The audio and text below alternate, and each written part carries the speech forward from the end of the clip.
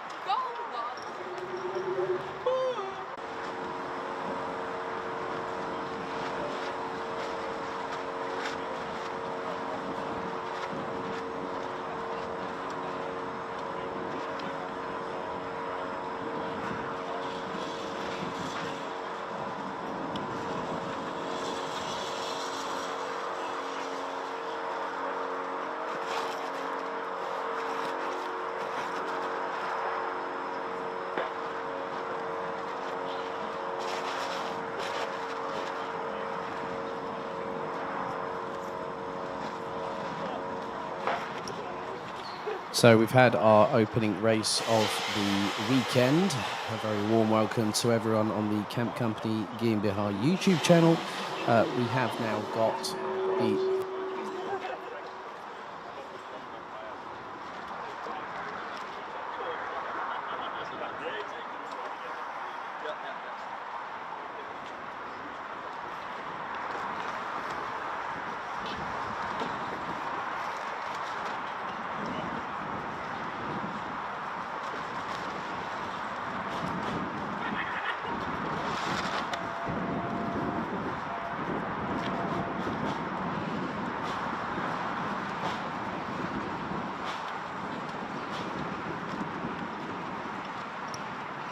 So a very warm welcome to those watching on the live stream at home, and also some not on the track, but we have plenty of racing over the course of the next coming 2 days. This is our third and final weekend of our 15th anniversary season with the BNL Karting Series having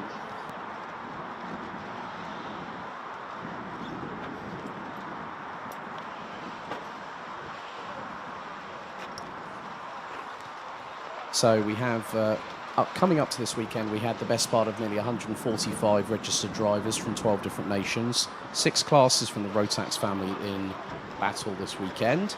And what's more, we have 6 titles to decide, which will go down to the wire this weekend.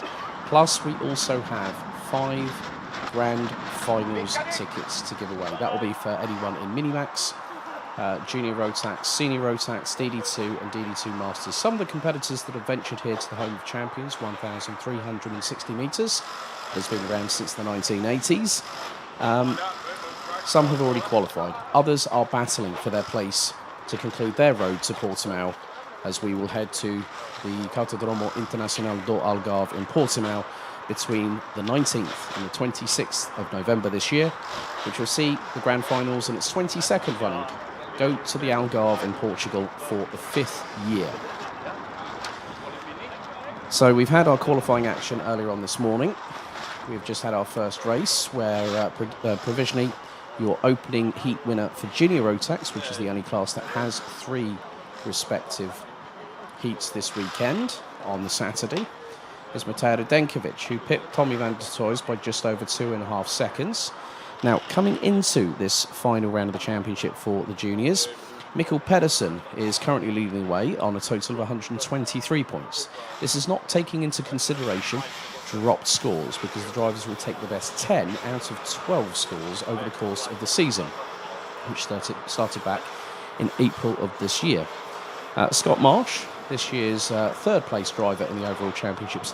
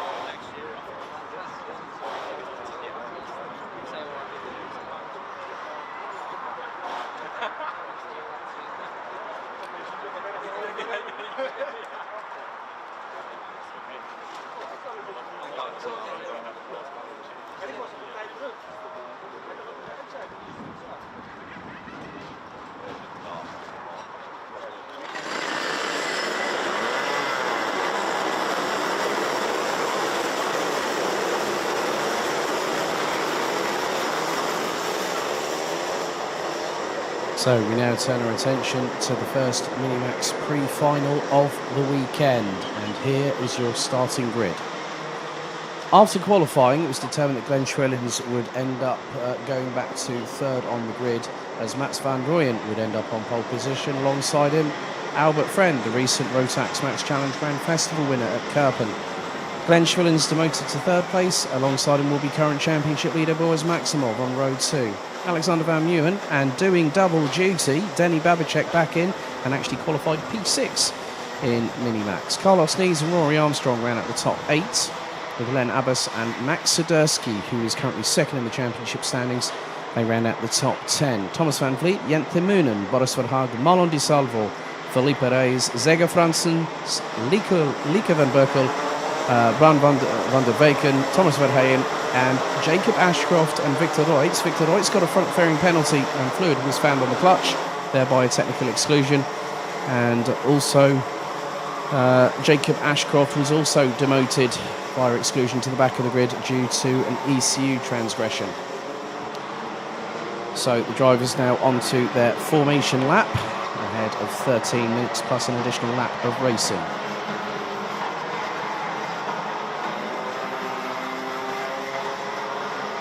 So current air temperature 16 degrees and sunny. There was a lot of rain predicted over the course of the weekend. We did ask some of the drivers earlier on, actually yesterday afternoon, which we have actually just posted all the interviews from yesterday afternoon, which included series organiser Esmond Osman, 2 of the title protagonists for senior Rotax, Kai Gillets and Sean Butcher. Glenn Van Perez, who's looking to, along with Kai Gillets, possibly one of 2 people that could end up with 4 BNL karting series titles come the end of this race weekend. And good to see Willie Anderson, Lewis Gilbert's granddad, joining us. I have got a response to the challenge that Jennifer, Lewis's mum, actually sent me earlier on this week, which kept me up at night. But there we go. Jennifer, you'll find out about that a little bit later on, just before the pre-final. So 21 drivers, 13 minutes on the clock plus an additional lap. The lights are ignited on the starting gantry and the timer is ready to start ticking away. So it's Van Rooyen, Friend, Schwellens, Maximov, Van Meeuwen, Babicek, Nees, Armstrong, Abbas and Sudurski. That is your top 10. As that is 10.5 rows of competitors. Title set to go down to the wire this weekend and might even get to the end of Sunday afternoon's proceedings. The drivers exit out of turn number 12. Into the tram lines we go. Revs rise. Are we steady? Are we ready? Let's go. Lights down and racing. Let's see who gets the best start as Van Rooyen pulls across to defend from Albert Friend, who's already got round the outside, and so has Boris Maximov into turn 2. Great move by the pair of them. Some carts going here, there and everywhere, and even onto the runoff area. 3 abreast going through into turn 4. That's a bit dicey in the middle of all, and that was Thomas Van Vliet from the Netherlands. But up to turn 6 for the opening lap, and it is Albert Friend and Boris Maximov trying to pull away. Zega Fransen's a bit towards the back of the field, and Jacob Ashcroft trying to make his way through in the meantime. They come out of the Europlan into turns 7 and 8.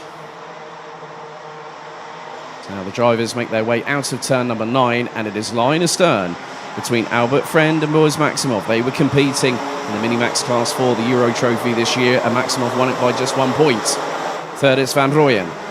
Fourth, it's Swiderski who's launched it and now launches it up the inside of the 103 through turn 12 to take third place. That's a great initial opening lap. And here comes Denny Babicek. I think he's got through as well. They have done so. And Babicek also now trying to go side by side with Swiderski. And that was through turn number 4. So a great exchange. Van Rooyen looking up the inside of the 112 going into turn 4, but can't get past. Now Alexander Van Meeuwen now into the position just behind Rory Armstrong, who this weekend is under the Strawberry Racing awning. A big development that he announced on his social media earlier on this week.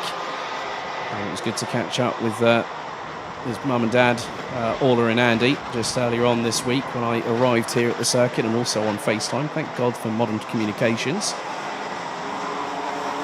the driver's now heading into turn number 10. But it's Albert Friend that leads from Boris Maximov. We're about to complete lap number 2 as the Brit leads the way. And the gap between first and second was just 92 thousandths. It's now just under a tenth and a half. But Maximov has got the slipstream going into turns 1 and 2.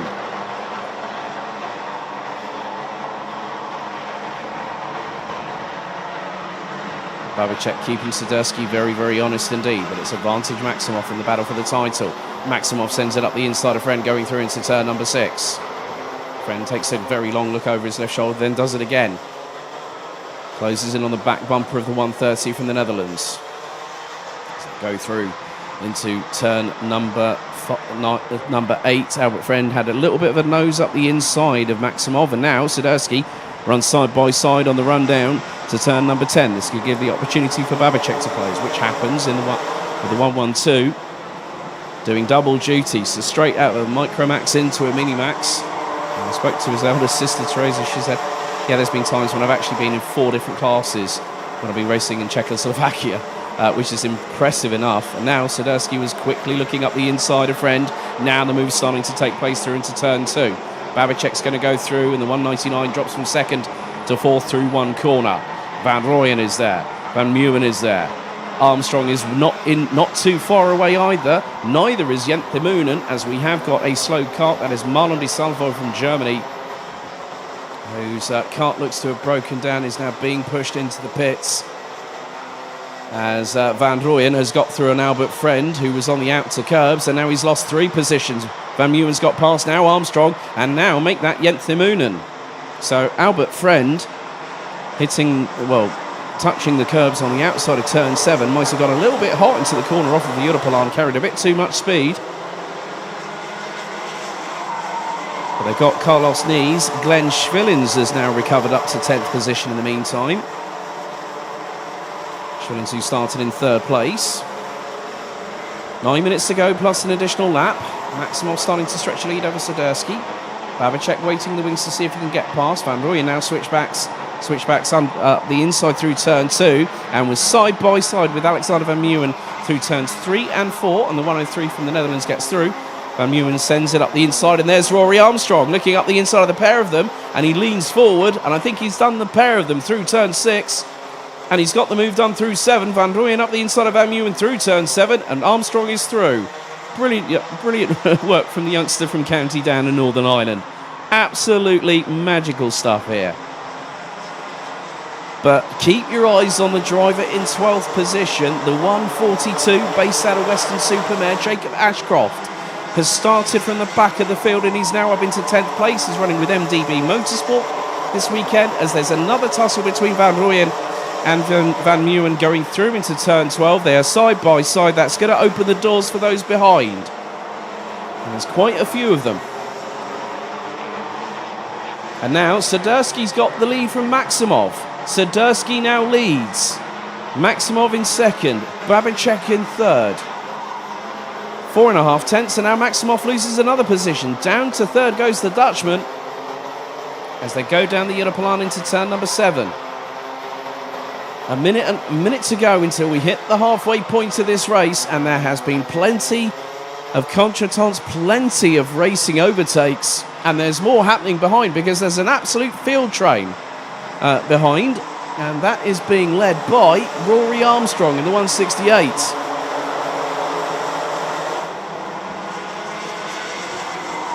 And Armstrong's making... Armstrong's trying to get away. Ashcroft is making mincemeat of those in front right now as we go into just under 7 minutes plus an additional lap. And Ashcroft's now 1 place away from getting into the top 10. So it's Swiderski leading Babicek, leading Maximov. Top 3 covered by half a second. A further 1.7 seconds back, it is Rory Armstrong who's got Alexander Van Meeuwen. Albert Friend up to 6 now. Van Rooyen down to 7th. Jente Moonen, Carlos Nees, Felipe Reyes and Jacob Ashcroft. And now Ashcroft's going for the move up the inside of Reyes, going through turn 7 off the Europlan. And the 142 makes it through now up into the top 10. And he was looking up the inside of Carlos Nees through turn 9, was the 142. I still remember the days when I was commentating on the Bambino Winter Grand Prix back in 2018 in the pitch black at Wilton Mill, and he came from stone dead last, having a DNF in the Piri final, and went on to win it by a comfortable margin. He has also been racing up and down the United Kingdom, as now we're seeing a little bit of a move back behind, as Alexander Van Meeuwen has got past Rory Armstrong for 4th place. Albert Friend has now lost out of position. I think that is Mats Van Rooyen, who is running with Dams Racing these days. But Swiderski still leads. The 2 title protagonists as side by side go Armstrong and Van Rooyen. Van Rooyen gets through. Friend looking on the inside of Armstrong. Can't slingshot past him down the Europlan, and has to slot in before turn number 7. And whilst the 2 behind are battling, that is Jente Moonen, I believe. That might be Jente Moonen and Carlos Nees. That's going to open the doors for Jacob Ashcroft. And he is waiting behind them. He's got Jente Moonen in front and then Carlos Nees. So 5 minutes to go, or just over 5 minutes to go, plus an additional lap. The top 3 have clearly broken away. That very much is clear and obvious to see, as there is a move. Jente Moonen passed by Jacob Ashcroft through turn 12. And now that puts the Brit up into 9th place. 12 places gained, and we're still 5 minutes to go. How far up the top 10 could Jacob Ashcroft get in this race? But a little bit further up the field, Alexander Van Meeuwen now has Mats Van Rooyen up the inside through turn 6. That could open the door for maybe Albert Friend. Not quite at this moment, as the Brit has to slot back behind the 127. And now a little bit further behind, there is more action happening, as I think that might have been possibly Carlos Nees that's lost a position or 2. That would have been from Jente Moonen. And now it's 3. Oh, well, nearly. Ashcroft nearly gets compromised going into turn number 10 out of turn 9. Albert Friend bumps over the curves on the exit of turn 10. He's got past Van Meeuwen. Then it's Armstrong. Then it's Ashcroft. And now Ashcroft goes for another move. This time up the inside of Armstrong through turn number 12. As he made it through, they're going to be side by side. But Ashcroft's going to get the side draft here. Down into turns 1 and 2. Armstrong keeps it pinned to the outside. Well defended. But Ashcroft to still have the goal to try and throw it up the inside of who's been competing in this for the entire season. And I've just seen that Felipe Reyes has got a 5-second time penalty for pushing, as Armstrong now gets one up the inside courtesy of Ashcroft. And now he's going to lose one to the 107 of Reyes, that's going to lose that position due to the 5-second time penalty for pushing. But at the front of the field, Max Swiderski has lost the lead to Boris Maximov. 3 minutes and 18 seconds plus an additional lap still remain in this opening pre-final of the weekend. And the 2 title protagonists have got a young Czech upstart right with them. Babicek is still here to win, just like they are. As Swiderski, Maximov went wide to defend. Swiderski tries to go up the inside, accidentally touches the back of the rear bumper of the 130. And Babicek nearly had the big barn doors at the farm opened, just as a courtesy. But with 2 minutes and 40 still remaining on the clock, there are your top 3, covered by less than 2.5 tenths, as now Swiderski flies past, outbreaks Maximov into T7, off of the Europlan. That was perfectly done, but now he's going to run wide. Nearly over the doors there for Maximov to get through, but held on to it.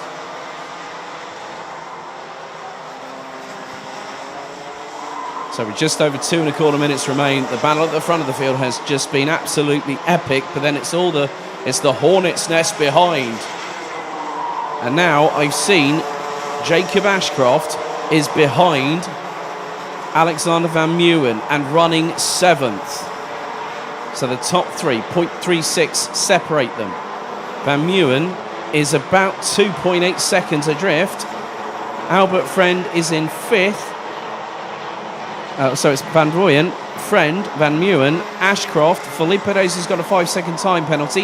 Maximov looking for the undercut on Swiderski. Might get it because he's got a good run coming out of turn number 6, and this could allow... Do not make it 3 wide, Denny Babacek, but he manages to get through, and so does Maximov through T7. Brilliant racing for the Minimax drivers, and then Swiderski manages to keep it pinned through turn 8. Babacek having to pull off the throttle for that one, and still keeping himself there, but we have got a kart actually stricken on the outside of turn number 4. Driver getting out of the kart. I can't quite make out the number. I think that might, I'm not 100% if that might be. It looks like an OTK chassis. I'm not too sure if it's the driver in 9th, Rory Armstrong. I'll find out very shortly as everyone is crossing the line. It is, that's a real shame for Rory Armstrong. Technical issue through turn number 4, dropping him out of what was 6th position. Actually, it was 8th, I think, or 9th. And now the 3 at the front of the field with 40 seconds to go. It's handbags at dawn, I'm afraid. Everyone's got out the Gucci, the Prada, the Louboutin, the Burberry. They're all swinging them around the place.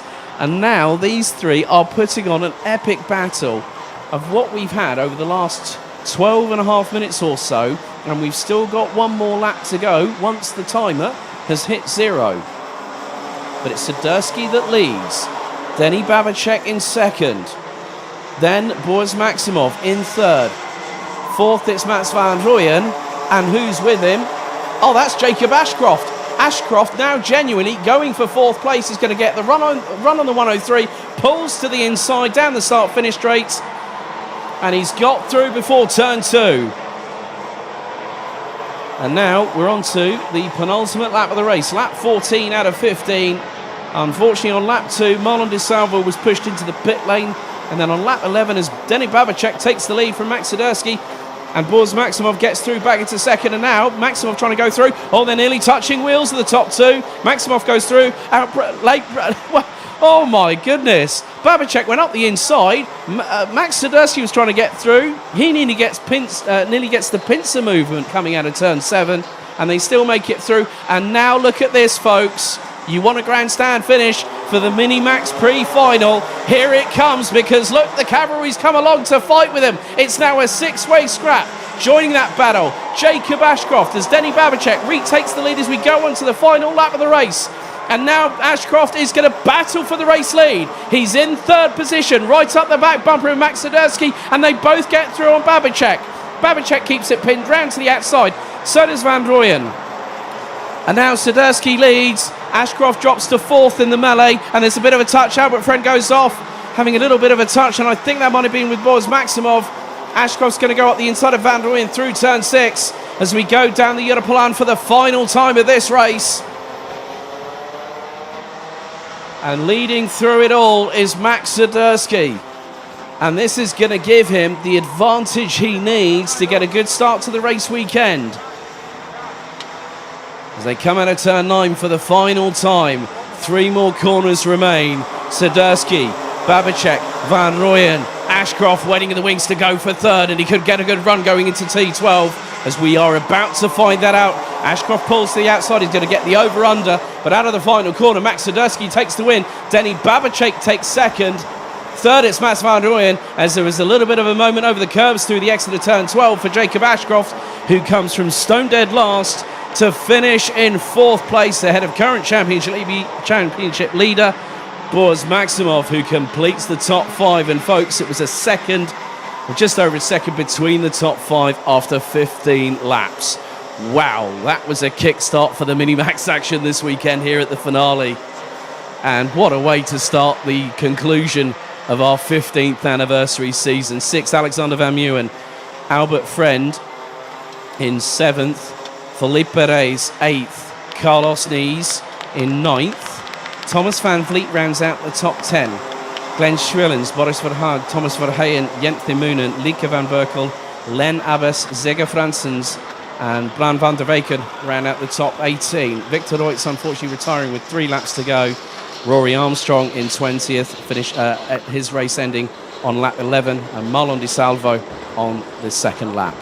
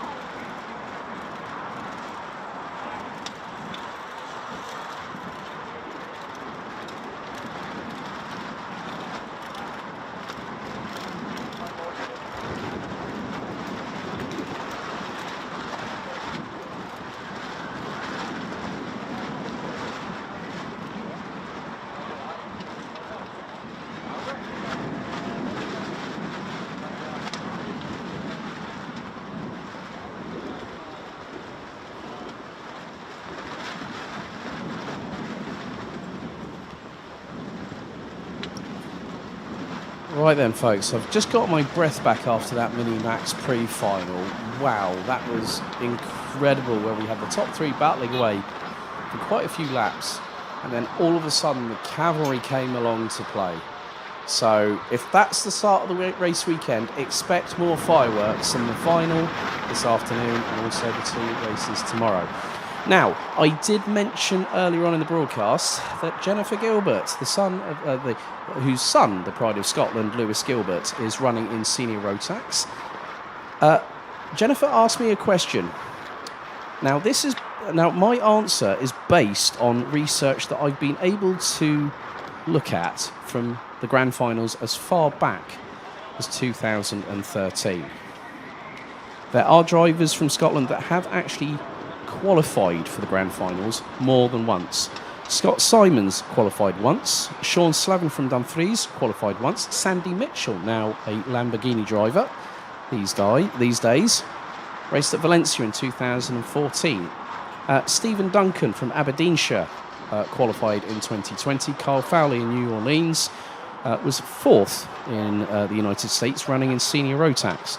But there was one other driver that actually qualified more than once. It was actually Dean McDonald, who's now running in the Intercontinental GT Challenge with Garage 59 from Fife. And he qualified for Valencia and Portimao, which, according to the information that I have, Jennifer, your son is the most qualified Scotsman in recent Grand Finals history. Hopefully, when I catch up with Mr. Henry Baudet at some point, I will try and find a more elaborate answer. But Lewis has qualified 4 times. 2017 for Portimao, but because he was too big for the European Minimax kart, he did not race. But 2018, he ran in juniors, 5th overall, ran in Bahrain in seniors, and he's qualified this year because he finished 3rd in this year's Rotax Max Euro Trophy Championship, whilst running the Craft Motorsport colours, I might add, despite being under the badge of Potenza Racing Engines. But he's made quite a good few friends in that, which includes Mats Johan Overhoff, and he normally runs in the number 355 in the Euro Trophy and other championships. So coming into this final race weekend of the season here at the BNL Karting Series, there is one driver that is gunning for a maiden rookie title, but also could be a person that ends up being in a really significant place, because I've had a look at the previous champs and I have not seen a driver that has actually gotten 4 titles. 3 titles have been obtained by the following. Carl Clibor, racing here this weekend. He was actually on our inaugural DD2 Masters champion in 2011, which the following year saw Danny Brand, now based out of the UAE. Christoph Adams has taken 3 titles in DD2 Masters, and that was in 2013, 2014 and 2018. Karl Klebel took his other 2 titles, 2019 and then also 2021, when Rudy Champion dropped the ball in the final race of the weekend and promptly got excluded. The other drivers are Glenn Van Parijs from Bouvin Power, was a senior champion the year after Oliver Askew, the only American to have taken a title in his championship. In 2015, Glenn took it the year after, and Glenn has won the last 2 DD2 titles in 2020 and 2021, after a successful defence from Zana Schublak in 2018 and 2019. The final driver is one Kai Rilatz, who, in the Roll of Honour for Minimax, which includes the likes of Max Verstappen, who celebrated his 25th birthday, currently about to go get underway with qualifying a little bit later on today for this year's Singapore Grand Prix. Stan Pex, now a team owner. Max Timmermans, now a mechanic. You've also got the likes of Mike Van Vugt, also now mechanicking and driver coaching. Glenn Van Berlo, who runs in GT Open and the European Le Mans Series. Tim Gerhardt, who now is part of, who's going for the Richard Mille Academy. Thomas Strauven, now running with Ricky Flynn Motorsport. Mateo Radenkovic, now a junior. Tom Reinertz, who also went into further roads up into karting. However, let's get underway with your first, for the first time this season, your senior Rotax pre-final on day 1. Let's have a look at the starting grid. Following on from time qualifying, the returning Luca Lystra and former 2-time senior Rotax champion, Dylan Lahaye, both in 2009 and 2017. It's an all-Belgian front row on home soil. And it's the 2 title protagonists, Butcher and Rilatz, row 2. Erhard Turker and the pride of Scotland, Lewis Gilbert, on row number 3. And also, keep your eyes on Eliska Babic-Kova in 7th. She's got Farin Mega alongside her in 8th. Nikita Genza and Lachlan Robinson, last year's runner-up in this championship, ran at the top 10. Sam Van Thiel, Aaron Valster, Paul Fokkema, Jaden Thiem, Joris Schoens, Debian Rost, who was a shoe thief yesterday from what I saw in the cafeteria last night. He starts 16th, ahead of Martin Gaiskins, Jort van Wijk, Job Briefeld. So I hope the Jobsters fan club are watching. He's got Janis Diak alongside in 20th. Alec Verberg, Scott Westholmens, Petra Babic-Kova, Sam Bergstein, Zekai Ozen, Gussie van Gorp. Days Dams making his senior BNL debut this year. Ahead of Rune de Broeke, Loris Koisman, Paul Christian Hamburg from Estonia, Luciano Schneider, and Enzo van den Nickerberg rounding out the 32 strong.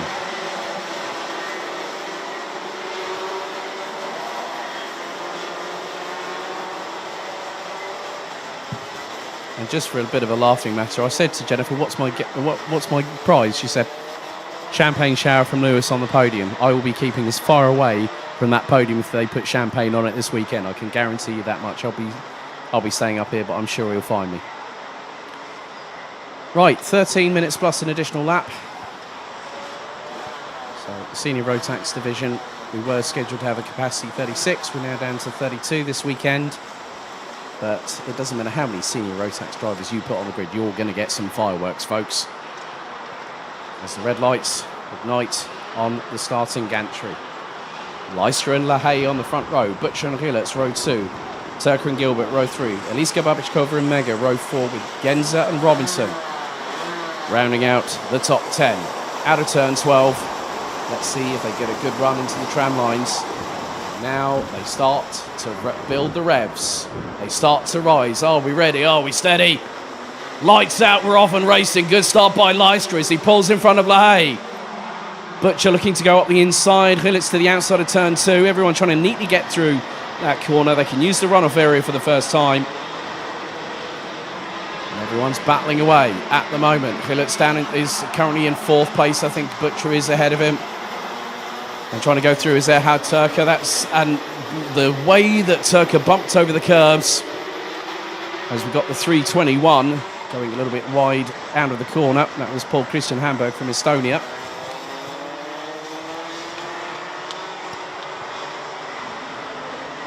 So leading the way, Luca Lystra. Second, it's Dylan Lahaye, but Sean Butcher looking to get a move on early.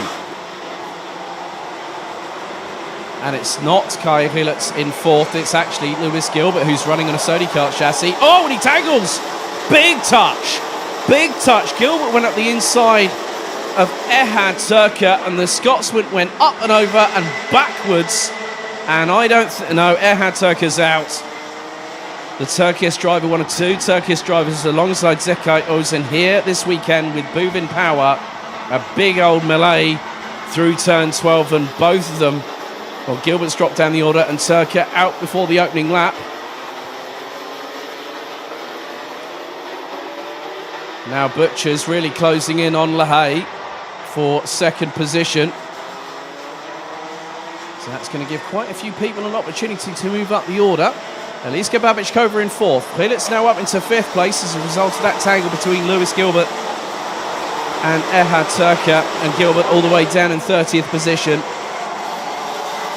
So lap 2 about to get underway, and Lystra has bolted. Butcher second, Lahey third, Babichkova, Eliska Babichkova, that's a perfect send from her, going through the 357 up into third place, and now Hilitz and Paul Fokema round out the top 6. As Hilitz up the inside, neatly through on Lahey. Fokema follows through the door that's been quite literally pushed wide open by Hilitz. It was a great clean move by both drivers. So now this is where the battle begins between Butcher and Hilitz.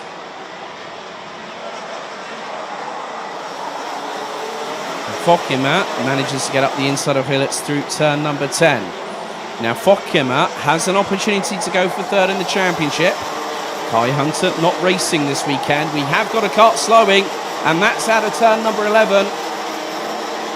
And that looks to be possibly, that is one of the Craft Motorsport karts. Is that Janis Diak? Might not be the case. I'm just going to see. No, that was Nikita Genza. Used to remember when he ran on a Sodi kart chassis. And now, up the inside, through on Luka Lystra, have both gone Sean Butcher and Eliska Babichkova. Fokema looking to get through too in the number 307, one of a handful of French drivers here in this part of the world. But Butcher now starting to pull away, but it's fractional at best. So a big old change at the front of the order as Fokema up the inside robustly on Lystra. And now can Hilitz get the drag? Well, Hilitz had to avoid the back bumper of Lystra going through into turns 1 and 2. And now he's looking up the inside. Oh, that was a perler there from Hilitz, up the inside, through on Lystra, through into turn 4. And now Lystra was trying to return the favour, but keep your eyes behind, because Fahin Mega has gotten ahead of Dylan Lahey. And now at the front of the field, Eliska Babichkova has hit the front. And Fokema's trying to get through on Butcher through turn number 8. And after that opening lap incident, Fokema now that was a bit too much there. Now we've had another incident, and that was Luka Lystra. A 360 pirouette over the back bumper of Paul Fokema, who had a tangle with Butcher, inadvertently went into Hilitz. And now I think, I'm just going to have a look. I did see a kart, and that is going to be like, that's Fokema. Fokema's out. Well, that's another development for P3 in the championship, folks. And we still have 8 minutes to go. And now Farin Mega side by side with Hilitz. These two are under the same stable at JJ Racing. But Hilitz gets back through. Mega had the undercut through into turn number 6. So already that's going to be Fokema, Genza, Gilbert and Turka out within the first 4 laps.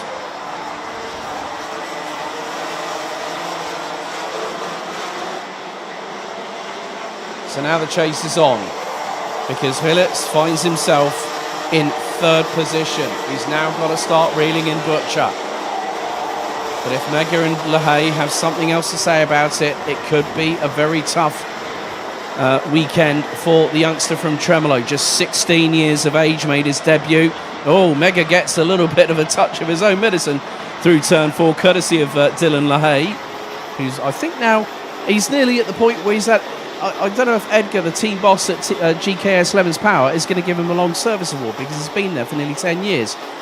As Petra Babichkova, I think, just got up the inside. That was on the 3:12 of Martin Gaiskens. So Petra Babichkova moving up into the top 15.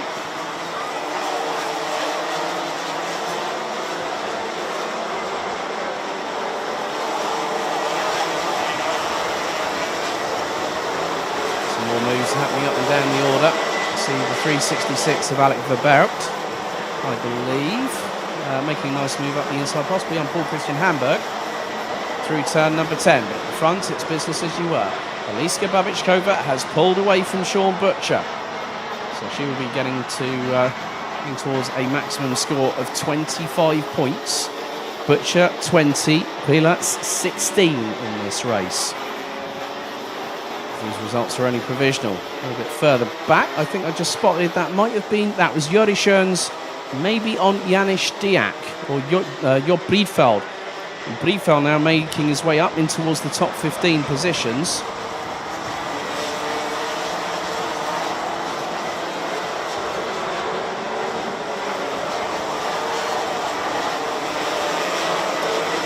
And a little bit further back,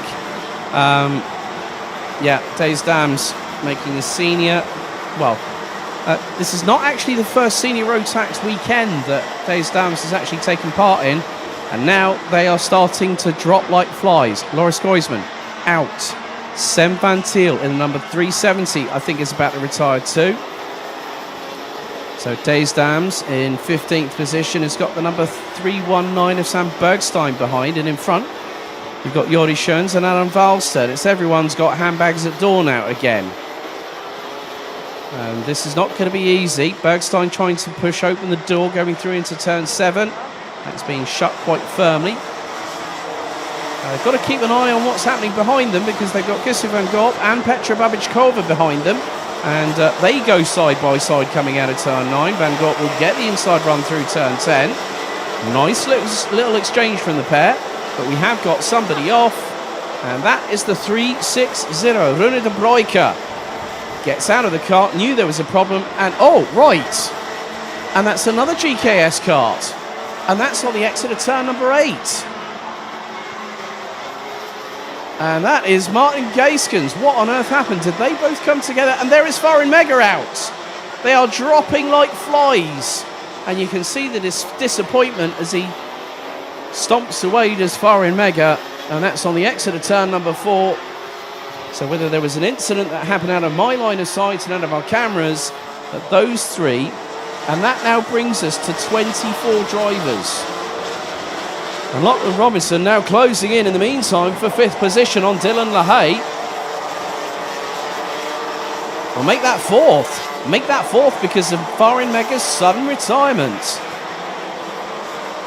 So it's all changed at the front because now Babichkova has got Rielitz behind. Rielitz in the meantime now 1.1 seconds adrift of the number 357 from Teps Racing Team. She makes her way through turn number 6, and I'm sure that the rest of the family are going to be cheering her on, along with sister Petra, who is out on track. And Petra is currently 16th at the moment, closing in on Jori Schoens. So 3 1/4 minutes still to go. The attrition rate in this first race of the weekend for seniors has been quite significant. There's going to be a lot of spanners being used in overtime between now and the senior road tax final for day 1 at 3:50 p.m. local time. So 2 minutes and 50 still remain on the clock. Eliska Babichkova leads the way by 1.1 seconds ahead of the number 374 of Kaya Gillett. Sean Butcher in the 301, representing Great Britain, completes the top 3 with Dylan LaHaye now having a fast-charging, reinvigorated, revitalised Lachlan Robinson closing in on him, going through into turn number 6, onto the European, down the back straightaway they go, having crossed the first intermediate point.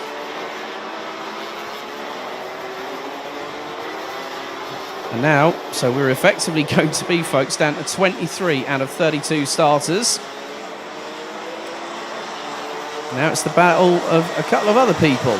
Likes of Inktes Dams, Sam Bergstein is Piggy in the middle of a Dams racing sandwich right now.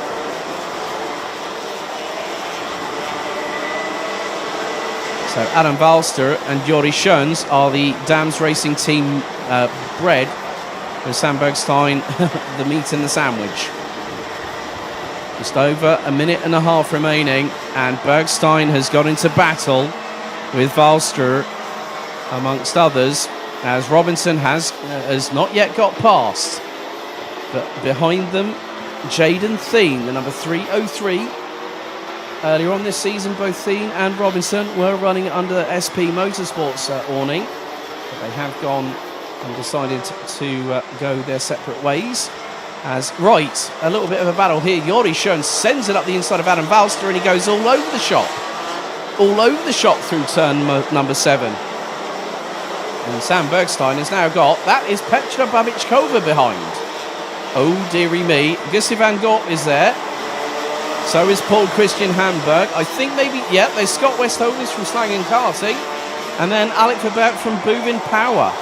As, send from Bergstein up the inside, possibly a Valster there going through the final corner. And now LaHaye, in the meantime, has got past Sean Butcher for 3rd position. And Eliska Babičková has just set the fastest lap of the race on lap number 13, 54.911. Kai Hillet's the only other driver to do so, as it is, there is Petra Babičková. She's got past a lot of them. She's got past a hell of a lot. Well, that's actually Jori Schoens. And in front of them, they have got Adam Valster and Sam Bergstein. So we are down to the final couple of seconds of this race. And now the timer strikes 0. So next time around will be the final lap of this race. So Eliska Babičková, 54.865. Hillet's running in the high or the mid 54.9s.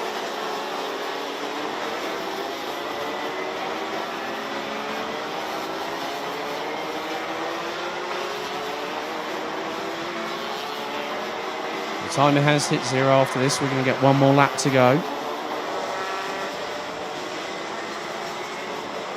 But Eliska Babičková is going to start her run very, very well indeed. Now out of the final corner, the 357. As soon as she got to the lead, she started getting away. Crosses the start-finish line to start the 16th and final lap. Just under 1.1 seconds ahead of Kaya Hillet's. Dylan LaHaye making another Belgian in the top 3 so far, with Sean Butcher and Lachlan Robinson from Great Britain and the United Arab Emirates respectively, rounding out the top 5. Jaden Thien, Luca Leistra, Devian Ross, Janis Diak and Jop Briefeld round out the top 10. And looks like Luciano Schneider in the 350 might be the next, or is down to 23rd position. But what a drive so far. It's great to see a racing family through all the siblings here, and one's doing double duty. And there has been one victory for the family. There's going to be another one, because out of the final quarter, Eliska Babičková wins the Senior Rotax pre-final ahead of Kai Hillet's by 1.4 seconds. Dylan LaHaye makes it 2 Belgians in the top 3. Sean Butcher 4th. Robinson starting 10th, finishing in 5th place ahead of Luca Leistra, who started from pole. Jaden Thien in 7th, ahead of Devian Rost, with Janis Diak and Jop Briefeld rounding out the top 10. Jop van Wijk, Thijs Dams, Adam Valster and Petra Babičková round out the top 14, with Sam Bergstein completing the top 15. Jori Schoens 16th, Gussie van Gogh 17th, ahead of Paul Christian Hamburg, Scott Westhovens and Alec Verberg, who ran at the top 20.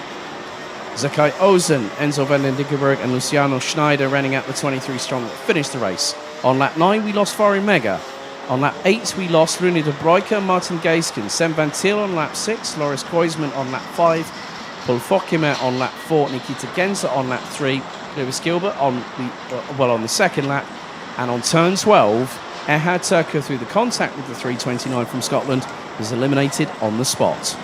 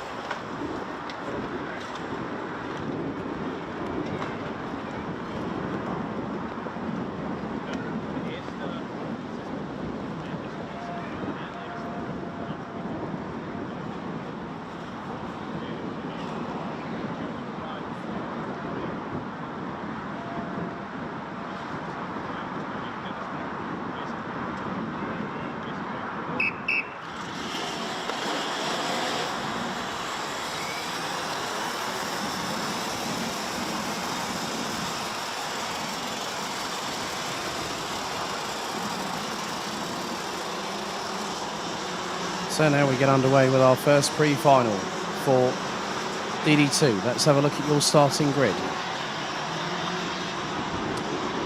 So Chris Harnan and Glenn Van Parijs will be on the front row. This was due to Patrick Knowles Lockmellis, who will start from 17th, being excluded for being underweight post-qualifying. Meant that Van Parijs was third, ended up on the front row. Matis Malinowskis and current championship leader and recently crowned Euro Trophy champion Mark Kimber on row 2. Fabian Bock and Estonia's Devin Sagali ran at row 3, with Matthias Jette-Jakobsen and Maxim Dirks ran at row 4. It's an all-German row number 5, completing the top 10 with Hugo Schwarzer and Lawrence Seyfried on the 5th row. Anthony Millet and Yannick Jacobs, row number 6, with Ragnar Veres and Jules Cousin running at row 7. Jarno Dekkers, Knien Gerhard and Patrick Knowles Lockmellis round out the 17-strong grid.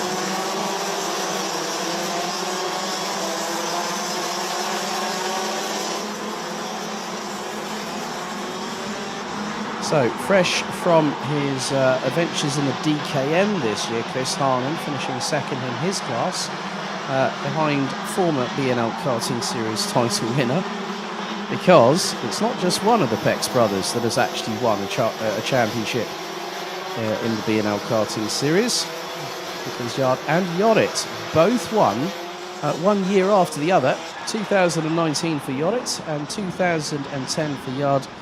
In KZ2 when we used to run it, and I remember the first time I was here 4 years ago. I saw a very, very young Dutchman in the form of Senna van Valsten, who now is a factory Sodi kart driver these days, and it was my first experience of KZ2.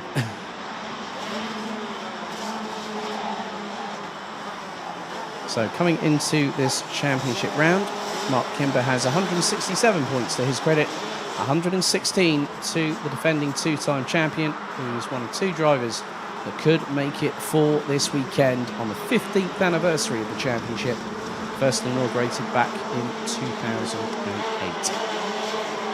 It is Mr. Glenn Van Parijs, who has been running not just in the BNL Karting Series, and he did say to me in his interview that's now live on the official BNL YouTube channel, he will be back for multiple seasons to come. Into the tram lines we go. Revs rise. Are we ready? Are we steady? The lights are out first time. We are underway. Harnan takes the lead, but Van Parijs trying to force it round the outside. That's going to be nip and tuck between the pair. Malinowskis trying to get himself into there. And it's the 4.25 Knien Gerhard that is off and rallying through the exit of turn number 2. Not too sure if he might have outbroke himself or there was a little bit of coming together. But the drivers making their way through turn 6 onto the Europalan. It was side by side at the back end of the field. Jules Cousin, Patrick Knowles Lockmellis was side by side coming out of turn number 6, but it's Van Parijs that hits the front. And he's done that early. He's trying to put Harnan between himself and Kimber. Malinowskis is in 4th. Oh, that's a send and a half for Matthias Jette-Jakobsen. And that was through turn number 10. That was probably more than likely on Maxim Dirks, who keeps on forgetting to bring his dance moves to the party. Right. So that's the 4.16 that's out. That's Anthony Millet, who was right out of the... he was very much at the sharp end of the grid. And the Frenchman out on the spot. So within a lap and a half, we've had 1 retirement. And now we've got a change for second. Mark Kimber has got himself past Chris Harnan. Matis Malinowskis rounds out the top 4. And Patrick Knowles Lockmellis has got past, that looks to be either Hugo Schwarzer or Lawrence Seyfried. Couldn't really pick out the number. But with just a minute and a half completed, Kimber's not getting away from Chris Harnan, but then Malinowskis. Oh, that was a bit close there, boys. And then Jette-Jakobsen, like a rat up a drain pipe, and there goes Maxim Dirks, and they both touch. It's 4 karts into the same space of track. Oh, dearie me. I thought it was bad enough in juniors, now seniors, now DD2 have decided, right, anything you can do, we can do better. And oh, a bit of a bump over the curb. That was the 444 of Devin Sagali. I think that was Yannick Jacobs up the inside who got through, and that was on turn 3. Dirks really causing the accordion effect going through turn 6 in front of Chris Harnan, Fabian Bock. There is a bit of a send. That was Yannick Jacobs. That was a nice little move there. That was on Fabian Bock for position through turn number 7. So 10.5 minutes remain on the clock. And once again, it's the children playing roughly in the playground here. As Ragnar Virus, I think, might have just been assaulted from all sides. Figuratively, not literally speaking, because he nearly had a pit box manoeuvre put on him. And there comes Patrick Knowles-Lock-Mellis, who's trying to find his way up the order. Sends it up the inside of the multi-time RMC Nordic champion, who was 3rd in the championship last year. And he is currently 3rd at the moment. But Maxime Dirix might have an opportunity to get himself up into the top 3 come the end of the year. Yeah, just looked up the inside there. But he's got right up his back bumper Jules Cousin from France in the 423.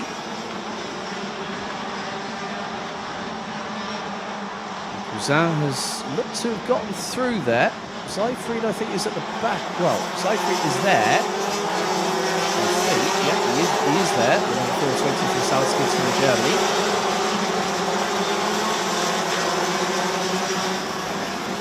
But we're just under just under 9.5 minutes still to go. Harnon's got a battle on his hand. Up the inside, Maxime Dirix with his Art Deco race helmet. Sent it up the inside and tangles with Malinovskis. And Chris Harnon says, "Thank you very much, boys, for opening the door for me." It was opened wide and then some. And all of a sudden, Yannick Jacobs has gone through. Oh, that back axle. That back axle is all over the place. I bet you it's bent. The right rear is wobbling up and down like a good one from Matis Malinovskis after that touch. And he's going to have to pull that off, pull that cart off to the side somewhere safe. I'm not too sure if I might have seen Jimmy Garrow with a possible left rear bumper loose, as Maxime Dirix is slowing off that tangle too. It's a real shame. But Glenn Van Perez leading the way. 8 minutes and 20 still to go. 6.5 tenths ahead of Kimber.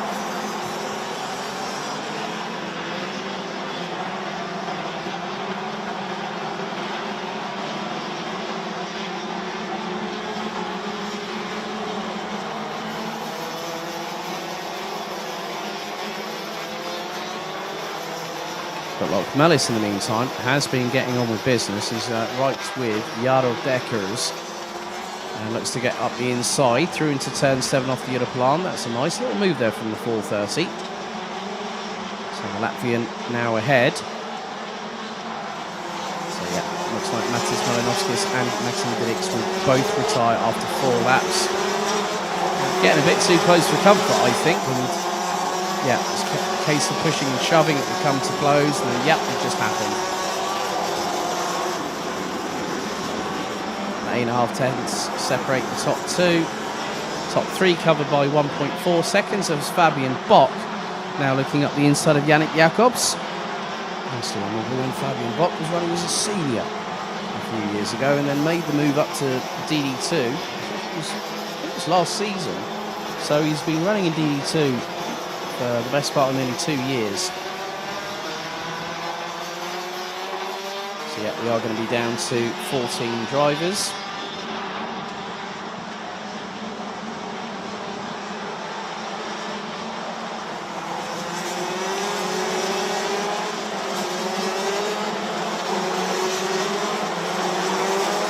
Again, there's been a change as the 406 of Jarl Deckers has lost out to the 491 through turn number 11, courtesy of Ragnar Virus from Estonia, who now moves up into 9th place. Fabian Bock still trying to close on in on Yannick Jacobs, but keep your eyes on the Latvian in the 430, Patrick Knowles-Lock-Mellis.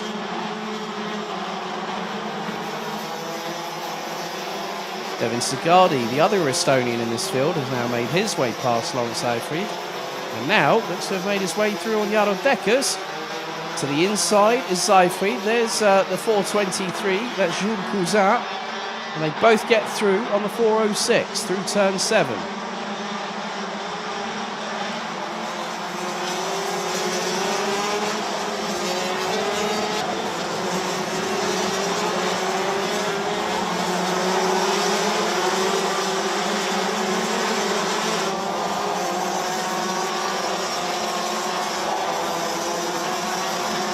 coming up to 5.5 minutes remaining. Glenn Van Parijs still has the lead, but Ragnar Virus has set the fastest lap in 8th position, 54.488 seconds. And he is trying to close them in on Patrick Snolls Loxmelis. So that's going to be a battle between Estonia and Latvia. There's the 4:10. Well, keep your eyes on Matthias Jere Jakobsen. He is closing in on Mark Kimber. And this could be a sign that Glenn Van Parijs has been waiting for. Because Glenn, if he finishes in second, will get a ticket for the grand finals. But he wants to be a part of BNL karting series history. And from my perspective, I'd like to see that happen. Because if Matthias Jere Jakobsen puts himself up into second position, that means that the gap is further going to shrink, and you're going to have to take into considerations. And as I say that, Matthias Jere Jakobsen from Denmark in the 442, running under Robert Schlunzen's stable at RS competition. And good to hear from you too, Mr. Tom Foganaway, one of our normal guys, one of the parts of the team. He's watching as well. So good to hear from you, Tom, too.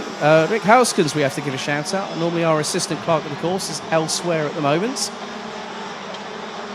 But they've been a valuable part of the team this season. 4 minutes to go, plus an additional lap. And now Jere Jakobsen is pulling away from Mark Kimber. Now take into consideration there are drop scores to consider come the end of this championship season. If you have an exclusion, that counts towards your point score. And if I remember correctly, as per the BNL karting series sporting regulations, that it's the best 10 out of 12 results that count. If you get an exclusion, that can hurt you significantly. So 3 minutes and 25 seconds still to go. And in the meantime, Ragnar Virus has got past Patrick Snolls Lockmelis for position. That is for 7th on the road. Devin Segardi and Lawrence Seyfried round out the top 10 positions. We are still with 14 drivers. Kilian Gerhardt has got past Hugo Schwarzer from Germany, who now rounds out the 14 strong. Still running after what will be 11 laps of racing. Glenn Van Parijs now has a lead of just over 0.8 of a second, as Matthias Jere Jakobsen did quickly set his fastest lap of the race of 54.500.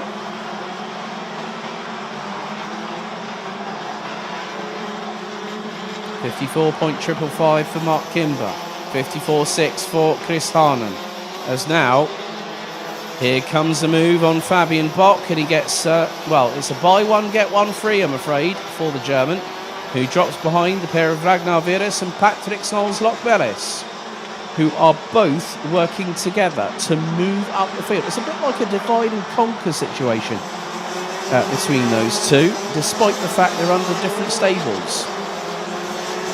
Lockmelis with MRG and Ragnar Virus with Birrell Arc Baltics, but both running on the Birrell ART chassis. 2 minutes to go, and the lead has further been truncated as Matthias Jere Jakobsen has just set the all-time fastest lap of the race so far. 54.457 seconds.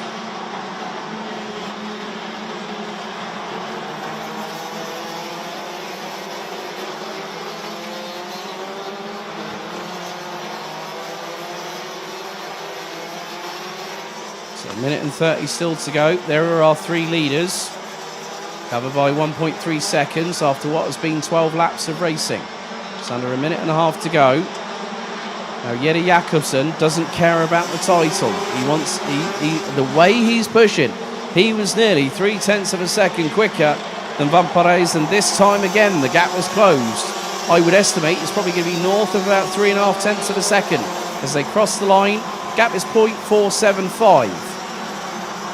The gap is, well, whilst the gap between Jere Jakobsen in second and Van Parijs in first has truncated, the gap between Jere Jakobsen and Kimber has started to expand a little bit.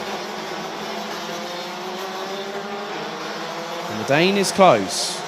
Close enough for a move, as my good friend Henry Brodette would say. He is within lunge range. 30 seconds still to go on the clock. Anything is possible, but Van Perez has got to start defending very, very soon, because the Dane train is coming his way. Out of turn 11. 15 seconds on the clock remains. Tight on the inside through turn 12 goes Van Perez. Swings it wide out of the final corner and across the line. 2 more laps to go, including this one. Jette Jakobsen gets the gap down to just under 3/10. As Van Perez 2 laps ago set a good response. He was just under 0.2 of a second slower than the Dane behind. As they go down the Europlan for what's going to be the penultimate time. Lap 15, very much over and done with by the halfway point.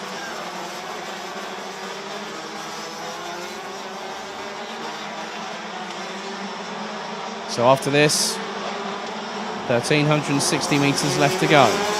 One more tour of the iconic home of champions here at karting Genk in Belgium. Timer hit 0 out of the final corner. Let's see how much of a slipstream Jette Jakobsen gets on Van Perez as they cross the line. Into turns 1 and 2 for the final time. Plenty of gap between Van Perez and Jette Jakobsen. If Jette Jakobsen was within 1.5 or maybe even 0.2 at a push, he might have enough slipstream to get past the 401, who now these days resides in Genk, having moved here not that long ago. Is also, along with his own racing, he's also a driver coach. But up into turn 9 for the 16th and final time, not including the sighting and formation lap. Oh, right, I see an interesting little development, because the front bumper on Matthias Jette Jakobsen's kart is not looking 100% stable. But into the final corner, Jakobsen swings wide out of the final turn, and Van Perez is going to get the win by about 1/3 of a kart length, 49 thousandths. Separate the pair.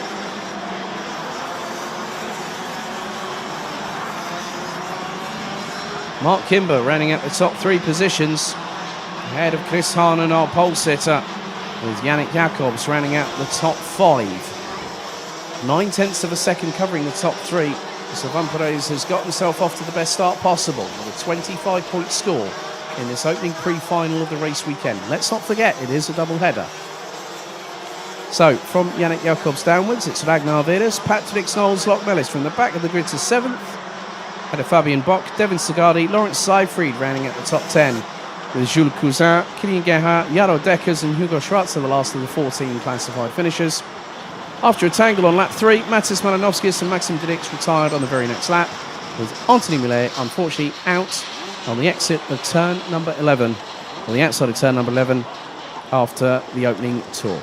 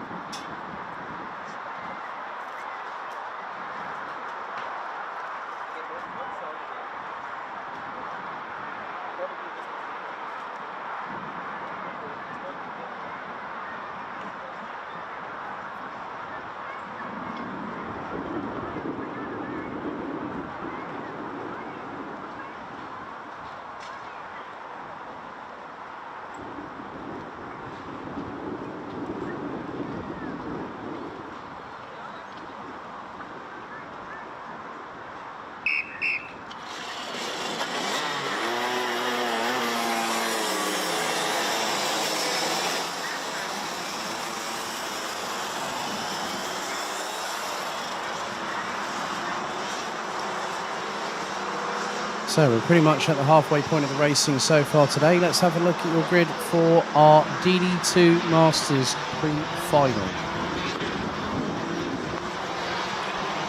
So after time qualifying this morning, it was Germany's Thomas Piet that actually was the fastest of all, but not by much, 25 thousandths of a second, at the 550 on pole position, in front of one of the championship protagonists for this season, the 502 of Belgium's Ian Getz. He'll be joined by multi-time, that's three-time DD2 Masters champion in this class, in this championship, Karl Klibor in the 501. Pritzai returns to the championship, having been with us all season long. He starts fourth ahead of Christoph Adams, the most decorated driver in terms of qualifying for the grand finals. 15, I think, at the current record. I'm not too sure if he's qualified yet, but I'll make it under 16. Scott Cameron from Canada would be very, very unhappy on that one. Dominic Hummels is in sixth, ahead of current championship leader, not taking drop scores into account, last year's Euro Trophy champion, Paul Leville from France in the 564, with Michael Becker, who is currently third in the standings, rounding out the 8-strong grid.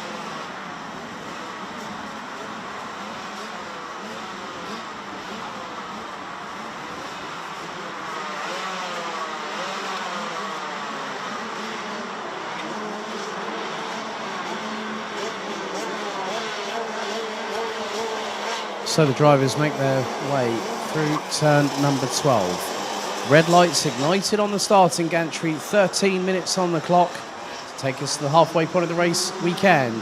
Lights are out, we're off and racing. Good start by Thomas Piet, who gets in front of the rest of the field as Ian Getz shuts the door as Michael Becker trying to go around the outside of all of the sundry.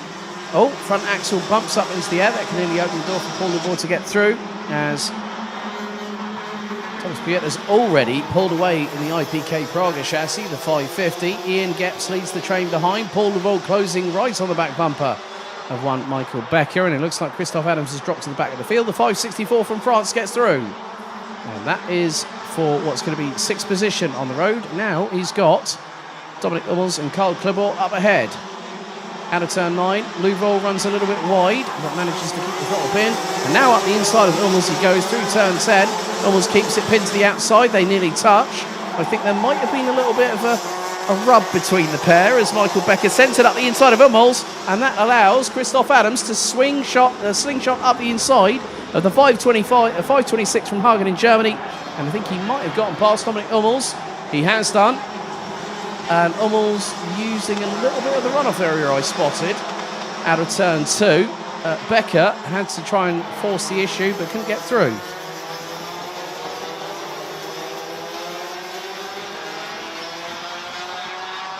At the moment, Thomas Piet having a 0.8 of a second lead ahead of Ian Getz.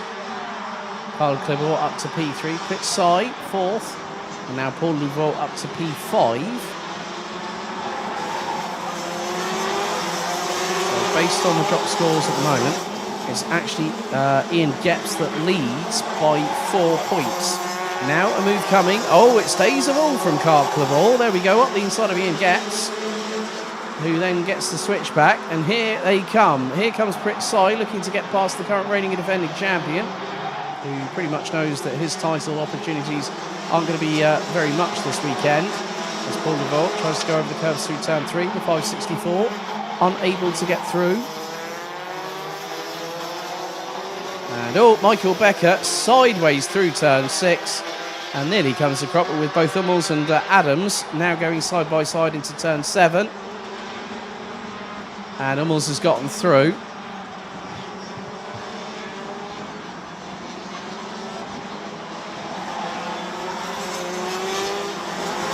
The main focal point of this race is going to be those battling from second to fifth. And at the front and the rear end of that train are the respective drivers in second and first in the championship.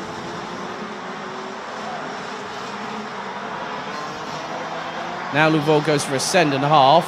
That was very, very deep for the 564. He managed to get through Puritsai, but ran a bit too deep into turn 2. And the Estonian managed to retake the position for fourth. Out of turn number 6. Louvois been doing a lot of racing back in his native France, especially with the National Series de Karting these days, run by 3MK Events. And he also run the Rotax Max Challenge International Trophy. Carl Clivor looking to get one up on Ian Getz. It's very close between the pair. They're both on the KR chassis. And now, here we go. The backers up the inside. Gets through. And now Ian Getz tries to get the undercut through into turn 12, but the 502 can't make it.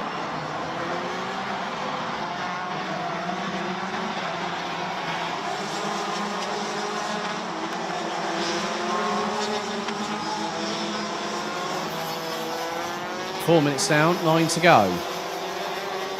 As Piet has a comfortable lead. It's nearly 2 seconds ahead of Carl Clivor once they cross the line for lap 4. Louvois now trying to get through on Puritsai. It's a little bit easier said than done because the Estonian can normally, if you fire it up the inside of 519 from Estonia, you're going to find that he's going to probably be on the inside of you or around the outside of you on the very next corner. Sometimes that can happen. 8.5 minutes to go on the clock. It's anyone's game. Thomas Piet running away with it at the moment. And his lead over at Carl Clivor in the 501 across the line now, just over 2 seconds. Now Louvois looks for the move up the inside of Puritsai from Estonia, and the Frenchman gets through for 4th place.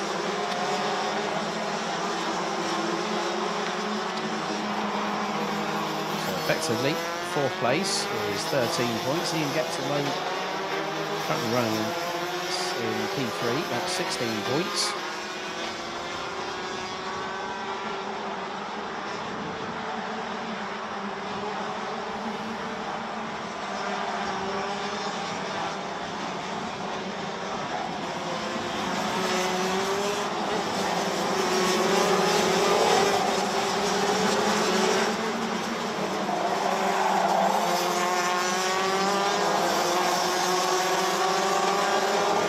So 7.5 minutes remain. The two championship leaders are within eye shot of each other. Ian Getz now rounding out the top 3. Paul Louvois moving forward, and Louvois was a little bit quicker than Ian Getz last time. Considering the fact that Ian Getz was 15 thousandths of a second quicker on that particular occasion, but Louvois quicker than him in sector 1, so they've just passed the timing beam in the first third of the Unipolam.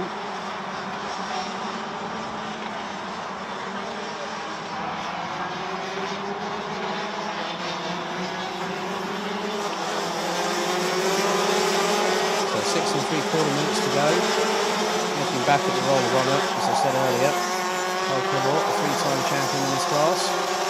So is Christoph Adams, Danny Blunt back in 2011. Clivor was actually the inaugural champion.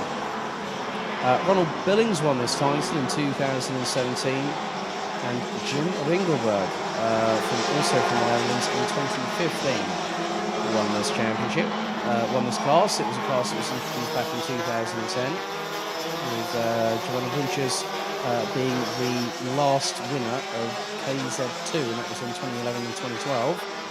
As now Louvois got past. Oh, right. Okay. Ian Getz has just been passed by Paul Louvois. Well.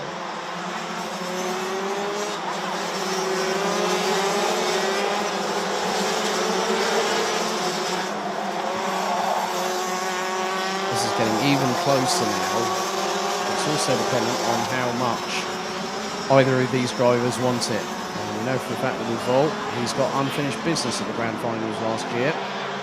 Finished second on the road behind Morgan Riche, who won his first ticket for over a decade to go back to the grand finals and decimate it. And though unfortunately in Bahrain picked up the front fairing penalty, I still remember that particular moment. I congratulated Morgan Riche. I went over to see Paul and I just said, what happened? Oh no, Ian Getz went a bit too late he went in a bit too deep, or a bit too robust. And that could have been an incident that both of them would have wanted to have had. So I think Ian Getz needs to check the bottom of his race suit after that manoeuvre. Would have expected something, but not on that significant scale.